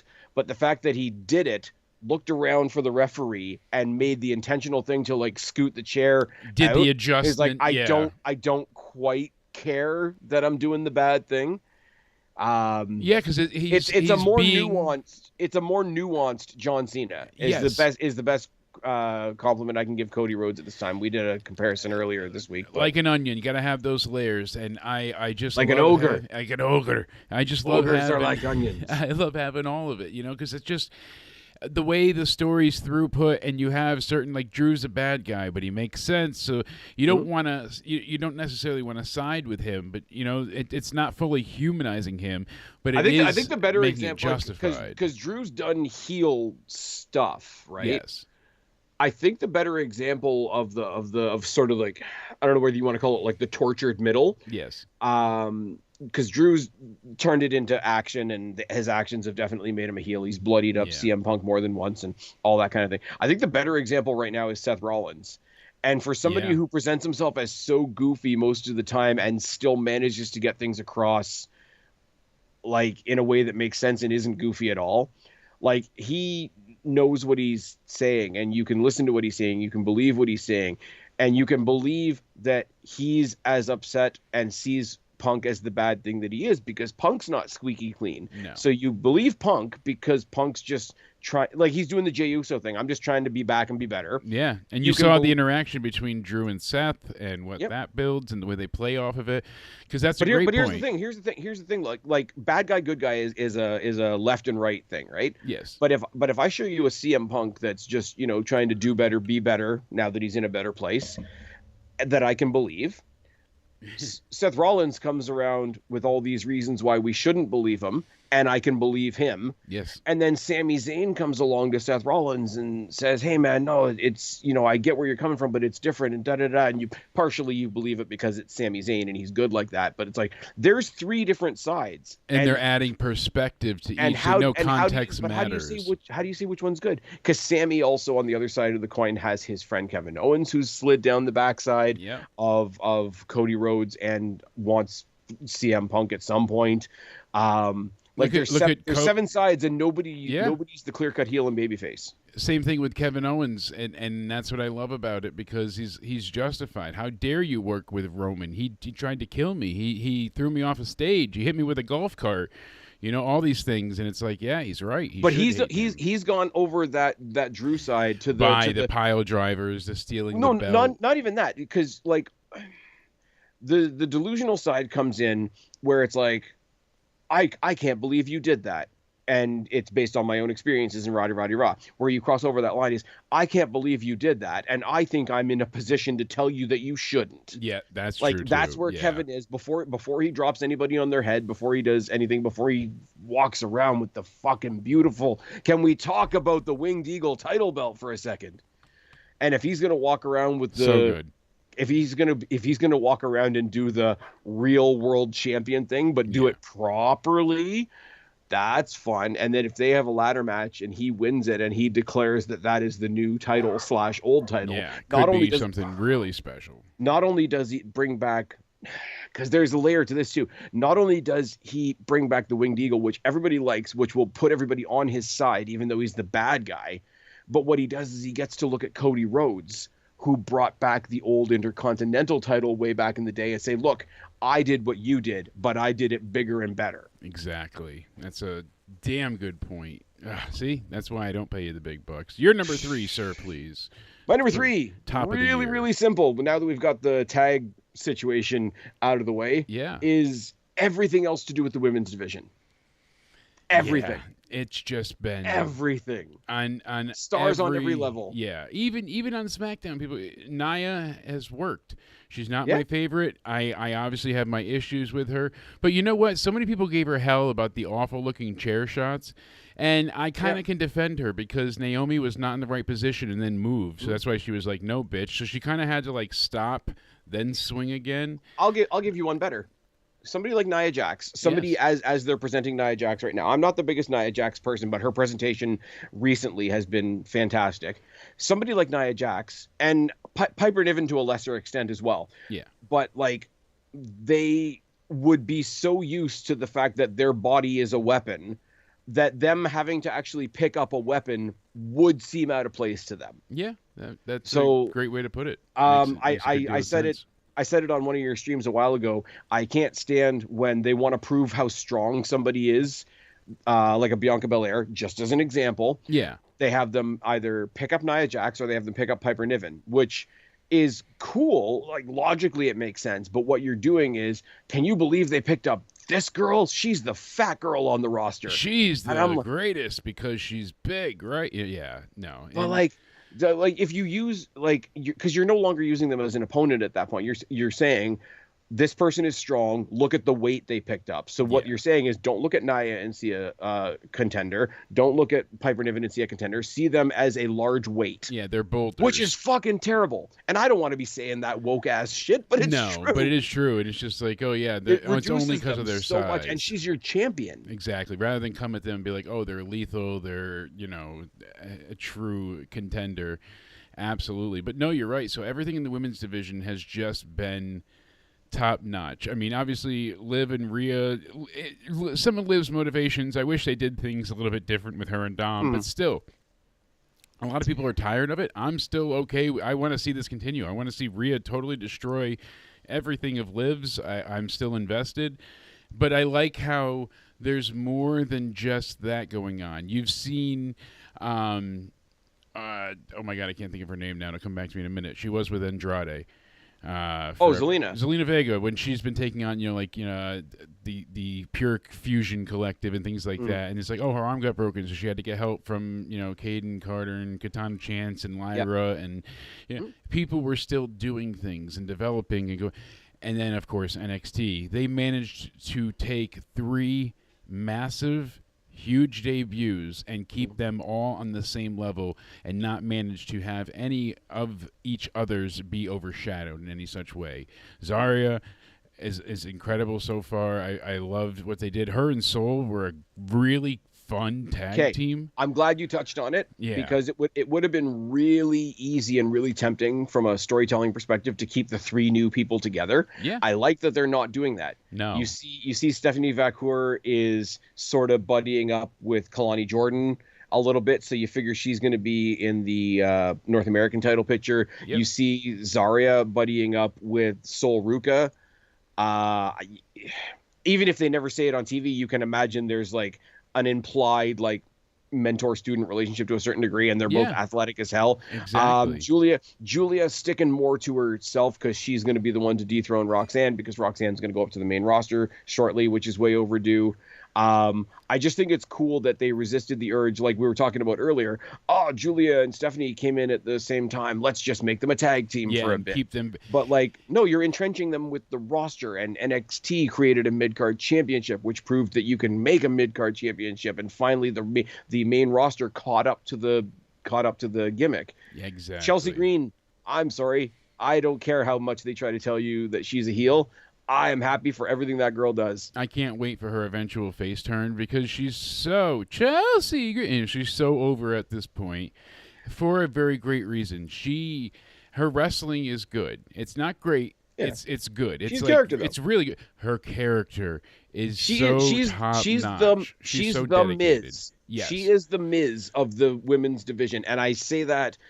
People that out there that don't like the Miz, please understand I'm saying that as the highest compliment, because the Miz is one of those guys on the borderline of a Dolph Ziggler, Nick Nemeth, who is awesome and does anything you ask him to do and never really gets the credit for it. No, yeah, and she, look at the dumpster match, and I like the story they told there, because Mia Yim beat her in the dumpster match. Mm-hmm. Now she beats her here for the title and to be the inaugural champion. The crowd erupted. That was pretty much basically pop of the night. Oh, you know? So I'm thrilled that she's getting her flowers there. We didn't really talk about Saturday night's main event. You and Liz did a great job with that. But let's just be real for a second. It was the only real piece of news from the night. Everybody else retained. Drew beat Sammy. Yep. Everything was straightforward. You expected Chelsea to win, but it wasn't a foregone conclusion. So that was really the only match that would be newsworthy. And I like... And you kind of have to pair it up with the Friday the night before, because that's when they did the semifinals. But I like that they resisted the urge to think, oh, even if she doesn't win, we should put Bayley in the final because that'll get more attention on it. It like totally defeats the purpose. It's like my Charlotte example from earlier. Mia Yim, I don't like the name Michin, but that's... I don't either. It kills me. I didn't think that she was going to win, but I was really happy for her to be in that spot because once we establish the title, she's the type of person that should be going for that title. If Shotzi didn't come back on NXT, I would want her in that spot. I don't really... But her being there didn't feel like an egregious insult. It wasn't like, oh, God, if Mia Yim wins, what the frick are they doing? How could they? You know Chelsea. Well, no, yeah, it wasn't 100%. They had a good match. The crowd seemed like they were really into it. I was watching it super late in the evening. But... and she wasn't like she did. Like the best I can say is she wasn't there to be designated jobber. Exactly, and that's one of the things that, like you said, for your number two, number three, excuse me, I'm all about it as well. It just makes a great deal of sense. There's a whole lot more women on that roster. I'm looking at somebody like a Candice LeRae as well. I mean, Tiffany Stratton has the Money in the Bank. I thought it would have been really cool if she cashed in to become the U.S. champion. I think it'll be cool if she cashes in on Monday Night Raw to become the IC champion. She still can, yeah. A whole lot of story to happen there. But like, Indy Hartwell's not in the company anymore, but you got to imagine somebody like an Indy Hartwell, a Candice LeRae, a Mi Chin, Chelsea Green, Zelina Vega, Lyra Valkyria, all the other women that have sort of been pushed into tag teams because there was no mid-card championship, like Zoe Stark, Sonya Deville. I wouldn't say Shayna Baszler because I want to see her higher, but still, she would be a good one because I could see her being a good mid-card champion, that's for sure. I was going to say, switching over to Raw now, but like, the Intercontinental Championship in its purest form, in its highest regard, was the workhorse championship. So why wouldn't you put it on somebody like a Shayna Baszler? Like we said before, a perfect stepping stone. I couldn't agree more, my friend. Moving on, number two for my favorites of the year. Sure. It's the WrestleMania 40 press conference. So, granted, the night after Mania. Oh, the early one where they set up the initial one where The Rock came out and he had his bloodline tree, and then Cody said, "No, fuck this shit. I'm challenging Roman because it was Yep. SmackDown, but a few days before where Cody came out They and sold said, out an arena for a press conference. yes, and fans were irate. People were pissed, and we heard Cody on that Monday. You don't know how much I needed you all this past weekend, and we didn't know, but that was the truth because they told him, "Hey, your Mania spot is gone. It's going to be Rock and Roman." And your Rumble win is null and void. We're going to, so he went out on SmackDown and said, I choose you, but not yet. And he gave up his spot to The Rock. And the wrestling world was not having it. And I love the way that we saw how can Triple H pivot. So The Rock came in, pushed for himself to be champion, to be at Mania, to be in the main event. And they clearly had another vision, a story that needed to be told. And what they got of it, The Rock still pinned Cody Rhodes. He's a victor, He's got a victory over Cody that's massive. And he's still got his People's title. But this press conference saved Mania in my eyes. It made the excitement go to another level. You saw things being handled, being booked, and Seth and Drew in certain aspects, and you're like, yeah, this is good.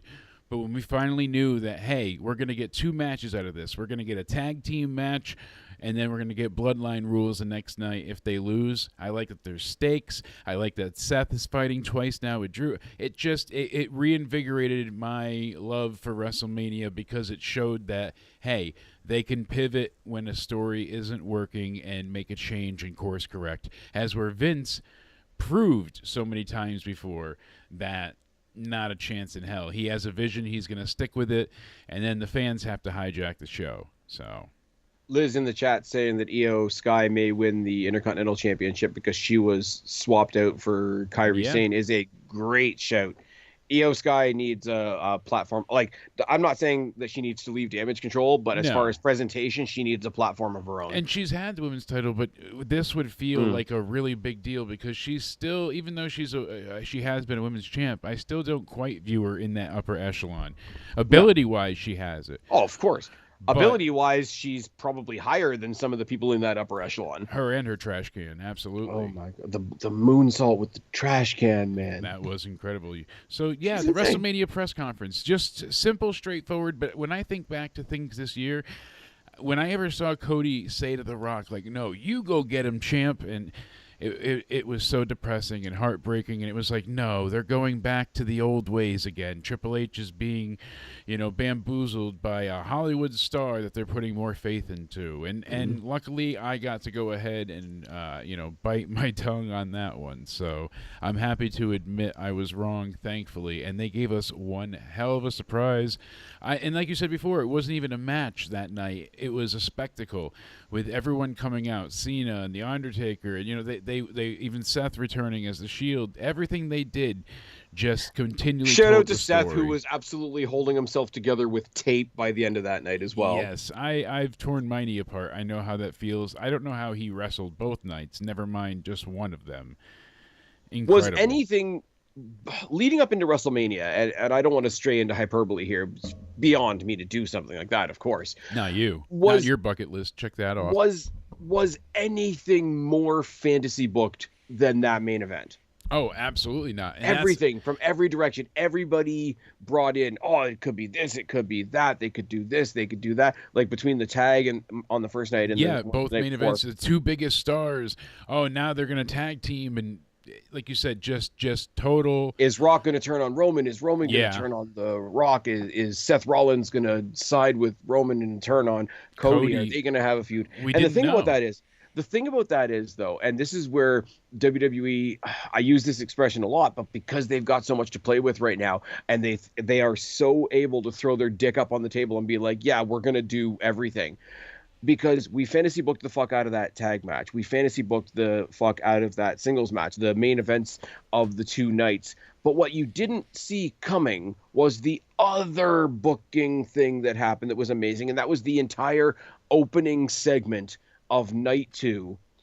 Drew beats Seth Rollins. Seth Rollins passes him the torch with CM Punk on commentary. He's so distracted by CM Punk on commentary that CM Punk fucks him up. After the match, leading to Damian Priest's cash Cashing in, in, and yeah. an amazing moment for Damian Priest that we didn't see coming, an amazing comeuppance for CM Punk that we kind of thought was coming, an amazing moment taken away from Drew, and a great send off for Seth Rollins, who we all knew was falling apart. Absolutely.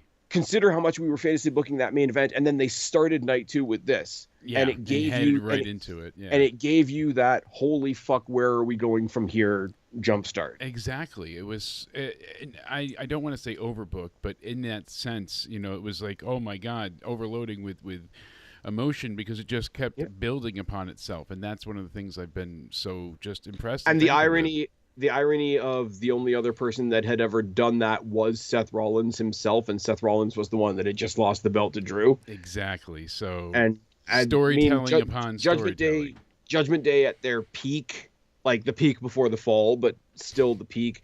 CM Punk being a big impact on WrestleMania when he couldn't even technically participate. Yeah. I mean, the other side of that is we got CM Punk on commentary, which is also fantastic. Which was, a highlight. Absolutely. It's cool shit like this that makes you say, like, later on in the night when something sillier happens, or something just it's not the greatest, but it's a feel-good thing, like Miz and Truth that we were talking about earlier. Their tag wins. Yeah, but like, think about what happened at the beginning of the night, and think about, oh my god, what's going to happen later? If that's how the night started, what's the end going to look like?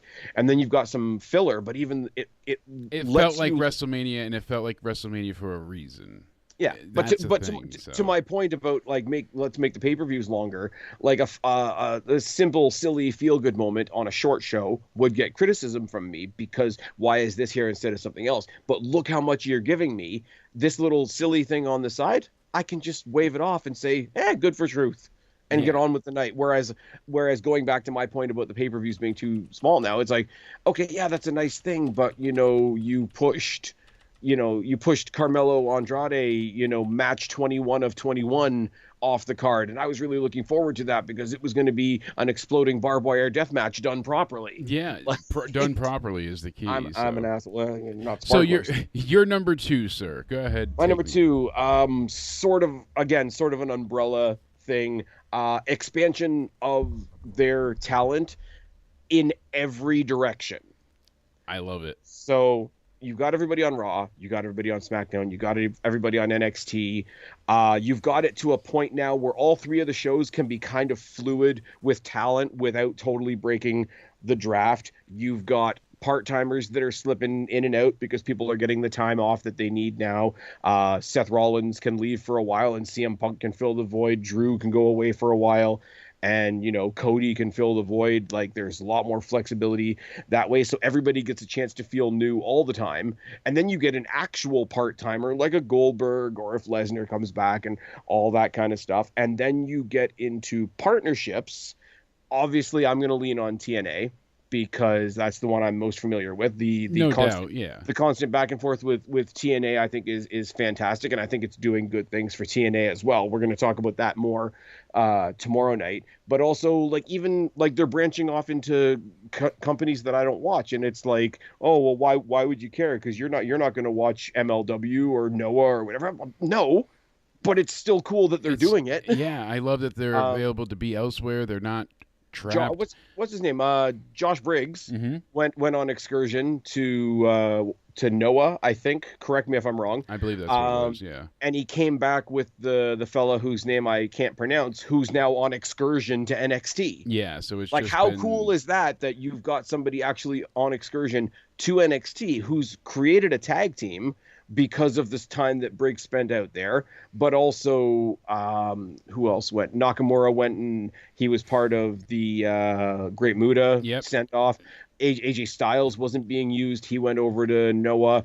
Countless people from all 3 companies seem to be merging at Bloodsport. Yeah, going around all over. So, but Jericho can be at GCW. That makes sense, right? Now add to that we had the NIL program on one side of the coin with their recruitment, and it was, we're gonna take gymnasts and football players and weightlifters, athletes, and bodybuilders, all this kind of thing, and then they countered that this year with WWE ID, which is going to be saying, no, we're not going to take people from other sports. We know that there's a thriving indie scene out there, and we're going to yes, we're going to take talent from that pool because it's the WWE and a lot of people want to be there, but also we're going to be fostering in those areas. Like, It's such a great way for them to foster talent without having a full-time commitment. All they have to do is say, hey, we're interested in you for the future. You're earmarked for bigger things. Keep doing what you're doing, and you'll get that call. It's a but in the great idea, meantime, but it also but keeps in talent the from going meantime, you're elsewhere, too. So in the meantime, you're also putting a focus on that person that's not even in your company yet. And I mean, sort of secondhand, but you're also putting spotlight on these other companies because they have WWE ID certified companies and training places and all that kind of thing. yeah. And yeah, it's just a label. Yeah, it's just a piece of paper that you hang on your door. But I'm sorry, that means something to people. It does bring prestige. It does bring, Well, people aren't going to know, notoriety. that Spaz is wrestling at Jake's Independence. But now that you have a WWID contract, I've been watching you on Twitter. I've been following your YouTube. I've been looking, I'm following your Instagram. That type of thing. It builds But a if I'm social if I'm a, following. It but gives but you if I'm some a cred. But if I'm a WWE ID talent and I'm still like independent, I'm doing my own thing to the point where, yes, they're even free to go work for AEW. Maybe, AEW could not be so stingy, but like I could go work at X, Y, and Z place while they're putting a focus on me. But if they're putting a focus on me and I go and I wrestle a match at your Fed, that does put a spotlight on your Fed as well. Yeah, Like absolutely. I mention Destiny all the time. Check it off your Spaz Phoenix bucket list. It's fine. What got me to go to Destiny for the first time was because two WWE guys were fighting. It was Pete Dunne and John Morrison. Oh, But but what a classic. it was a champion. Well, Pete Dunne was their champion at the time, and John Morrison was challenging for it. It was actually a really fun Clash of Styles type match. But what happened? Pete Dunne, John Morrison got me in the door. And then who did I meet and get to chat with? People like Jade Chung, Josh Alexander, Aiden Prince, El Diablo, Gabriel Fuerza, Alexia Nicole, Vaughn Vertigo. Uh, I met Simon fucking Miller. Yes, that was awesome too, no doubt. But here's the thing, but everybody needs a gateway, right? So Yeah. me as a fan, I went to see some WWE guys and saw some new talent, right? If WWE ID followers on Twitter are following me and I come to your Fed, somebody's going to look at your Fed. Exactly. Like, it helps everybody. WWE is just going to soak up all the talent. Yeah, but everybody's going to benefit. Everybody comes to the table. Everybody eats. Exactly. Not everybody eats a steak. Some people eat a salad, but it is what it is. Hey, But- doesn't but matter. I You're think- getting fed. You're no longer I think hungry. we should rename the show "We Are Well Fed," pun intended.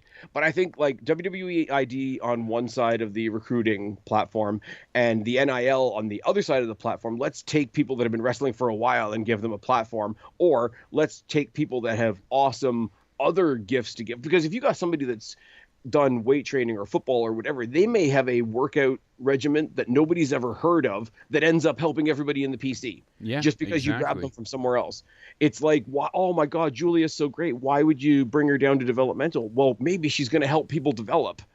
Maybe, just maybe, she's going But to now go on, ahead and. but as I say, now on top of that, you're swapping talent back and forth with Noah. You're swapping people back and forth with TNA. You're swapping people back and forth with Bloodsport, where Bloodsport is the only place where you can have, like, what did we have? We had Shayna Baszler versus Masha Slamovich. Yep, I watched the fuck out of that. exactly. And what did that get me to do? That got me to watch Bloodsport that I'd never seen before because two people from two other companies were fighting there.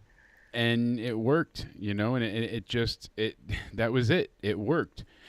And I go through time and time again, but you're absolutely right. It worked. That's what it came down to. It all just mattered. Every bit of it mattered. So I So totally you got the agree talent. with you. That's what I'm saying. We got the talent you've got now. You got the talent you've got sometimes. You've got the talent that you've got coming up. You've got the talent that's coming from the left. You got the talent that's coming from the right. That's what I'm saying. It all matters. Visiting, yeah. Because everyone's building to something, Yep. And the indies are building to, the Performance Center, which builds to NXT, which builds to the main roster.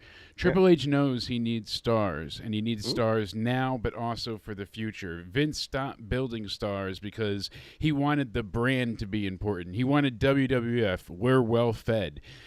That was not the case, though, and It's kind of funny because TNA that we're going to talk, I'm going to bring this up as a bigger point tomorrow. TNA is running an arena next year that hosted one of the Forbidden Door events. Yeah. When was the last time we saw TNA in a venue that big? Now, that's up to TNA, their success, their talent, them grinding and doing whatever in small buildings to get where they are, right? Yeah. But I'm sorry, rubbing elbows with WWE doesn't hurt that. No, it doesn't. Anyways. It really doesn't.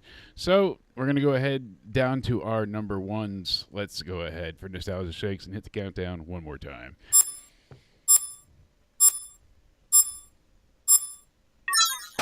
My number one, it's pretty evidently obvious. It's very easy to predict if you know me and you know what we have discussed. The vindication of CM Punk. Boom. So that's my number one for the year with the countdown aside. I could not have been more pleased, thankful, and appreciative of what they've done, what WWE has done with CM Punk in 2024. Yes, he debuted at Survivor Series, but really he started this year, and he's had a total of 5, count them, 5 matches, one of which being the Rumble where he was injured.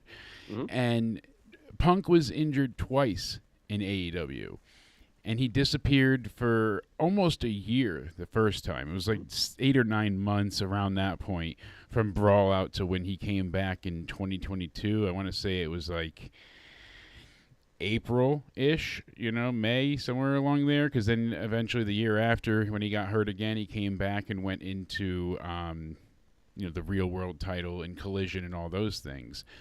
Point being, they successfully went ahead and used Punk injured better than AEW could healthy. You heard the rumblings, you heard the rumors, you heard, if he joins, the company's going to fall apart. There goes the locker room. You better sign him with a clause that says any problems, he's fired immediately.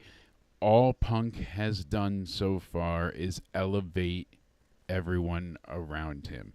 All it took was the people above him not shitting on him. Exactly. I mean, the Drew feud is probably feud of the year. The Bad Blood Hell in a Cell match could be argued match of the year.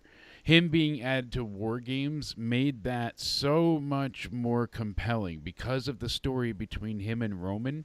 There's a reason that Roman just stopping Punk from entering the match had over 100 million from views. everybody. Yeah, exactly. So Punk's involvement, his just being attached to any scenario at this point elevates it. We saw him with the 3 matches with Drew. And then the War Games, we know there's so much more on the horizon. How does he get to the main event at WrestleMania? What is his avenue to get there? Is it the Rumble? Is it the Chamber? Does he risk it? He has done amazing on screen as much as off screen. He's donated a ton of his time. He's helped out with the NXT crew. He's been in the Performance Center. He's just been a stellar employee all around. He has been the guy, and there has not been one issue, bad words, semblance, nothing. Him and Randy had heat that stemmed from years ago, and right away they were able to bury the hatchet and work together. I think The Miz as well. The Miz as well. Wasn't there a story about The Miz as well? Yep. They were able to talk things up, him and Owens briefly. Like, they had issues, and things were addressed. Not only did they keep CM Punk injured on our screen, so they advanced the feud. I mean, really, it was about a friendship bracelet, and that turned to be one of the most compelling and entertaining things of the entire year. So without keeping you here for hours, it's pretty much his work is stated for himself. I can't help but say CM Punk, his 2024, that's my number one for the year. What about you, Sir Spaz? What is your number one on the countdown? I mean, because I was going to mention. Oh, I know you got to comment on this, but I was going to mention the CM Punk thing as well. I going to try and not shoot on AEW, but maybe just don't shit on the guy, and you might still have numbers on Collision, and you might not be canceling Rampage, or bring Tony Storm back on Rampage. Oh my God! Oh my. Oh, knocking that out of the park. God damn. I think it's time for Woo! I think it's time for the narrative to be, oh, who should WWE save in 2025, considering that was the narrative the other way for so much of. Remember the first little bit of the run there where it was like, oh, AEW saved Ruby Riott. Oh, okay, and did what with her? You saved Ember Moon and you shunted her over onto Ring of Honor and never to be seen again. You got I don't know, Rusev, and you killed Adam Cole a couple of times and all that kind of thing. But like, in all seriousness, what they've done, other than the story that they told with Drew, which has taken up the majority of the year, the stuff that was teased, the stuff that was teased with Cody in just that one promo that made me want to see that match that I want to see anyway. The stuff that we're now doing with where he's kind of buddies with everybody. That's so good. many teases, so many potential future matches. He's good with Rhea. He's good with Jay. He's good with Sammy, even though that'll probably leak into a Kevin Owens thing at some point. I think what WWE did more than anybody else was give CM Punk and acknowledge that CM Punk can give you more than just a wrestler. Yeah. And I know that's really cheesy, but like he did the commentary thing at WrestleMania. Now, yes, that did how can I say this? That did translate into the feud that he was having with Drew later on in the night. But we know from previous experience. Remember when the night that everybody on Raw went on strike? The walkout, several years ago. Can I wear your blazer? And then he was on commentary for the night. Like, we know that he can do that. The fact that I love that night. I still go back to that night because you're going to have Cena and Sheamus eventually just wrestle a broom, and Triple H was going to be the ref, and everybody walked out on him. It was stupid, but it was memorable because of Punk getting on commentary, and he's good on commentary. And it's funny to think of now, but think about back then. The interactions between him and Hunter, were hilarious. Exactly. But like, even he was a pain in everyone's side, and it was funny to see. Take it out of the Drew story, and you had the kickoffs. And I don't want to put him in the same category as Big E, because Big E's situation is a lot more drastic, and nothing different. Yeah, nothing but good issue or good wishes for that guy. Chris Bay as well. Switching gears to TNA, Chris Bay is on his way to the mend, etc. So we hope good things for him as well. But Punk was injured, and Big E was injured, and they're both big personalities. So they had them on the kickoffs for several shows. And never mind, like, Jackie Redmond or Sam, whatever the hell his name is or whatever. Yeah. Just the general, like, throw us a new topic and we'll have some banter between CM Punk and Big E. Yeah. And people just want to see that go back and forth, and it's like, oh God, their interactions. He's humid, they're having fun. You don't want to see anybody get hurt, and I'm saying all the cliche things, but I'm kind of glad in the sense that it showed that WWE knows he has more to offer than just what he does bell to bell or just what he does on the mic from the perspective of a story and a promo. What we've heard backstage, and I think everything that he's done has been met with so much pushback from all the people for obvious reasons. Oh, he's going to help NXT. I bet he's only working with the women, eh? That's a little bit weird. Okay, except here's Carmelo Hayes talking him up. Here's Trick Williams talking him up. Here's Braun Breaker talking him up. Here's like Sean Spears and Ridge Holland and all these guys and Ethan Page like talking him up. But no, let's focus on the women because you want to make it a weird pervy thing let's focus with on... all these ladies that are friends with his wife, or he's going to go do Hell in the Cell. Nah, he's fragile. He's going to fall into a million pieces. You girls are in NXT. Let me take pictures of your feet. Come here. Yeah, that was our top story of the year. No, but then we turn around. Then we turn around and Hell in the Cell. Now, this had a lot going against it. This was a story that was told mostly non-physically, mostly with one person doing a promo one week and another person doing a promo the next week. It's Hell in the Cell, which had a horrible record in WWE for the longest time, and it had a bunch of people, let's be honest, kind of hoping that he got injured again so that he could say, oh, look, he's fragile. Yeah, he's injury prone. He's broken. He's a shell of his former self. Meanwhile, what does he do? His first major thing in WWE, really, his first really gigantic claim to fame is he completely resurrected the Hell in the Cell concept. Yes. Along with Drew. Absolutely. Don't let me take the credit away. No, from but yeah, right? Drew's included, but no, Punk But absolutely. they knock it out of the park. It's like, Yeah. oh, I guess he was lucky. I guess he's just gonna break twice as much next time. No, we'll throw him in war games, and you can fuck yourself. Yeah, it's no Like, longer the bright red milk crate that turned into a playpen for Yeah. it finally had a purpose. It was going to be a feud ender. It wasn't going to be at a Hell in a Cell show where every match has to be inside a Hell in a Cell. If you notice, we're getting away from those gimmicks more so. Like, I get having the chamber still, and I hope they get away from some of the parody. I get they'll have 2 Rumbles, 2 Chambers, 2 Money in the Banks, but I wish they could find a way. If they're going to do 2 nights for everything, it kind of writes itself. But I wish they Money would in the Bank alternate is with the one I certain wish. things. I think you could move around a little bit. I think you could do like men's Money in the Bank on another show, and then like later on in the year do a ladies' Money in the Bank on a random show. I always liked having one at Mania. I think it's Yeah. a big deal to have that, briefcase for like the men at Mania, women at SummerSlam, and then you alternate. Yeah, Mania, you could even get away with doing them in the same weekend because you can spread them out over 2 nights. I know it's not super ideal, but it's a little bit more. It's a little bit less egregious than cramming 2 on the same night. So I think it's a happy medium. Absolutely. And sir, best for last, you're number 1, please. Drum roll, sir. All right, as cheesy as it is, and this has been my thing for the night. It's got a lot of different elements to it, but what's WWE done in 2024? WWE isn't one thing, it's 1,000 things, and WWE is a feeling. I love that explanation. Ooh. Listen to an international crowd.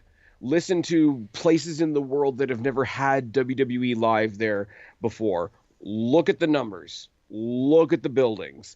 Look at the fans. Listen to the fans. Listen to the fact that you've got a noise meter on the pay-per-views now. Oh, it's totally fake. I don't care. It reflects what I'm hearing.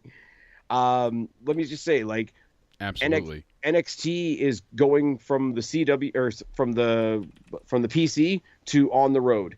NXT to on the CW, yeah, on the CW, but going out of the PC and on the road, like we saw this week in Lowell, like we're going to see in January in LA. NXT PLEs are still going to arenas. Arena shows are filling more than they ever have. Shows that used to be in arenas are now in stadiums. Shows that were already established in stadiums are expanding to 2 nights. It's going all over the world. It's going to Netflix. It's outgrown television.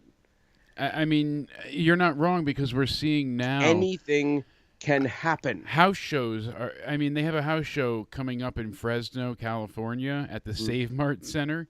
It's set up for 10,000 fans, and they've already distributed 9,000 tickets for a house show. I told you there's, and this isn't a dig, but it's just a measurement of where they both are.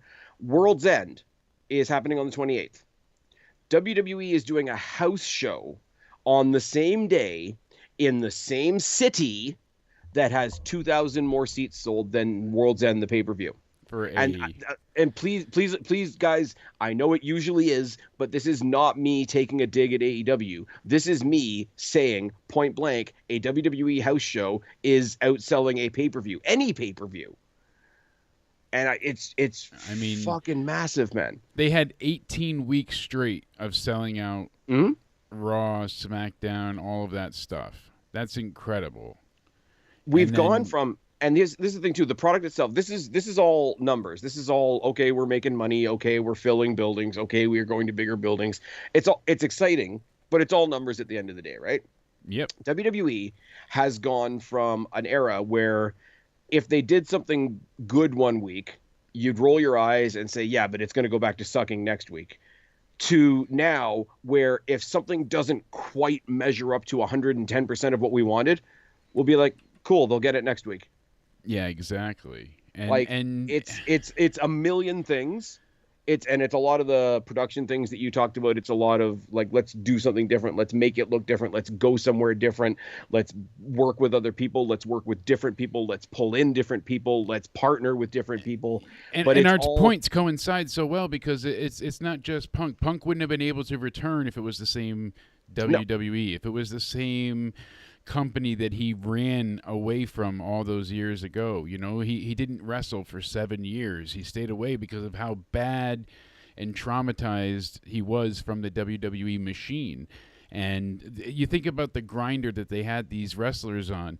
They had to go to Raw, then Tuesday they filmed SmackDown, then they got to go home till Thursday, sometimes Friday, and then Friday, Saturday, Sunday they'd have house shows. Sunday they'd have a pay-per-view. Sometimes they'd work twice in the day. They'd do a house show, then a pay-per-view, then back. They got to be for Raw.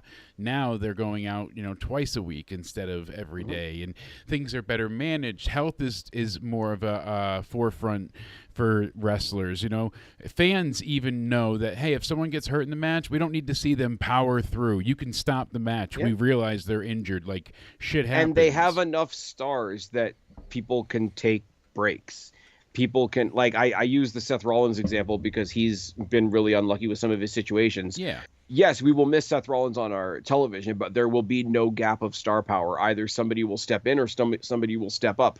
They're avoiding burnout. And it happens in equal measure as well. Absolutely. They are avoiding burnout in spades by having people be able to take the spotlight. And it shows the strain that was on Cena's shoulders for so long, where if he wasn't advertised to be at a Raw, they weren't selling out. They weren't even selling tickets at that time. They had the tarps and stuff. But they had to have John in there taking on an AJ Styles for it to even happen for SmackDown to get 3,000 fans. Now they don't need that. You can sell out a show on the name Rhea Ripley alone. Yeah, of course. And you don't have to tell everybody that you sold out the arena. Hey, Juan Salazar, you're not late. You're right on time like a wizard. Hopefully you feel better, though, Juan. It's one of those days for everybody. We went from having snow on Monday. Tuesday was very, very warm here in the 60s. Then yesterday was freezing. Today it's in the 40s. So weather's got everybody screwed up, But they don't have to tell you that they sold out a building. You can tell that they sold out a building because they have to tear down the Titantron. Exactly, because they're stuffing fans into every space they can. They're adding seats on top of seats. And now that also even affected the ticket marketing, which kind of sucks for the wrestlers not being able to get tickets going forward. Yeah, they wanted to bring their parents to the show and they couldn't get a ticket because they were sold out. They get links to where to purchase tickets instead. Sorry, of your parents tickets. are going to have to wait in the gorilla position instead while you get this raucous ovation. Yeah. I am predicting a wall of sound when I step back into the Sky Dome for the first time in 23 years for Oh my God, you are going to have just the best I time am there. going to have the best Your time. first show was Rock and Hogan for, the the first wrestling show I was ever at was WrestleMania 18. Talk about setting yourself up with a high standard. Yeah, no kidding. You can't top that. WrestleMania is still on my bucket list. So to attend 18 out of everything too, that one was just... Yeah, it gets a weird placement when I hear people make their lists of WrestleMania because it's sandwiched between 17 and 19, which are the two that people usually mention as what's the best WrestleMania. And I'm like, favorites. Yeah. I'm gonna just go ahead and say that I was there with Rock and Hogan, and I couldn't hear the entrance music because of the wall of sound. Yeah, that was. I hope incredible. there's no Tron. I hope there's no tunnel. I hope there's so many people in that building that the people literally have to make their entrances through the crowd. Well, not especially because with the chamber being so big, bud. You're really gonna, you know what I mean? Like they might have no choice. Yeah, they might have to do the small not because stuff. they're all emulating the Shield, but just because there's no other way to get to the ring. Exactly. The last thing I'll say about this, as far as the anything can happen, have faith in everything, have faith in anything. It's another switch from like having one good thing on the show to maybe having one less than great thing on the show. Yeah. I'll use Jordynne Grace as an example, right? Because Jordynne Grace is a great talking point. I mean, the conversation has shifted a little bit to Tessa Blanchard this week, but Jordynne Grace. Surprise. And just a side note, TNA hires Blanchard and Riddle. Did they hire Riddle? Yeah, I thought they did. He showed up on the show the one night to sub in for somebody. I don't know. I haven't heard. I heard that they were working on some contract with him, so I don't know if anything has been ironed out yet. But still, it was just funny. It's like cancel a lot of your people cancel are leaving, culture. A lot of people are leaving though. Trent Seven, exodus, Trent Seven is leaving. Josh Alexander's leaving. Jade Chung. I would love granted, it's Josh Alexander's wife. And whatever, but just as an announcer, as a personality, I've met her, and she's really nice. Oh, I would love to see her show up on NXT or Raw or SmackDown or wherever they make use of her because she's a great host, she's a great ring announcer, and Raw needs a ring announcer eventually. Lillian Garcia is not going to be able to do it forever. I like Lillian, no doubt, but You can tell they kind of like begged her to throw her into that role. So yeah. Anyways, my point is going to be like, whereas nothing could happen before because everything was really regimented and we're kind of in the anything can happen era, right? So we've gone from Royal Rumble, where of all people, Jordan Grace shows up in the Rumble, and it's like, holy fuck, how the hell did this happen? Huge surprise.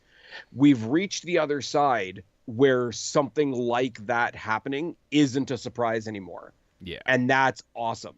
absolutely. It's become expected that anything can happen. Now, I will say, anything can be a double-edged sword, because you go into every pay-per-view thinking there could be this drastic surprise, and sometimes the show just stands on its own merit. Yeah. Which is a different kind of victory, but people will walk away being like, "Oh, I thought there was going to be a surprise." Like Saturday night's main event as well. Yeah, Saturday night's War Games. War Games, especially because they hung could have around after done the main event. Yeah. Yeah, they could have done 100 different run-ins. They could have done some more Rock stuff. You know, Punk could have turned on Paul Heyman or something ridiculous. One of the Usos could have kicked Something, yeah. the other one. Something. Apparently, they had a different direction for Bronson Reed as well that was going to involve Seth Rollins and get Seth Rollins and him at Saturday Night's Main Event one more time. But it's one of those, there's no surprise. Yeah. And then you sit back and you sit for a second. It's like, but that show wasn't depending on a surprise. No, and did we need one? The show kicked ass on its own merit, and that's a different kind of win. So while we're talking about all these awesome, crazy, hey, we could get somebody from Noah, we could get somebody from TNA, or somebody from Bloodsport, or something along those lines, you could also have just WWE being WWE, and that itself has raised itself to a higher standard. Backing up your point, Spaz, is literally Bad Blood. They did not need The Rock to come out. Cody and Roman had that great match to send everybody home happy. The Rock coming out was the hat on a hat, but it works for story. But people were kind of expecting a bit of a surprise there.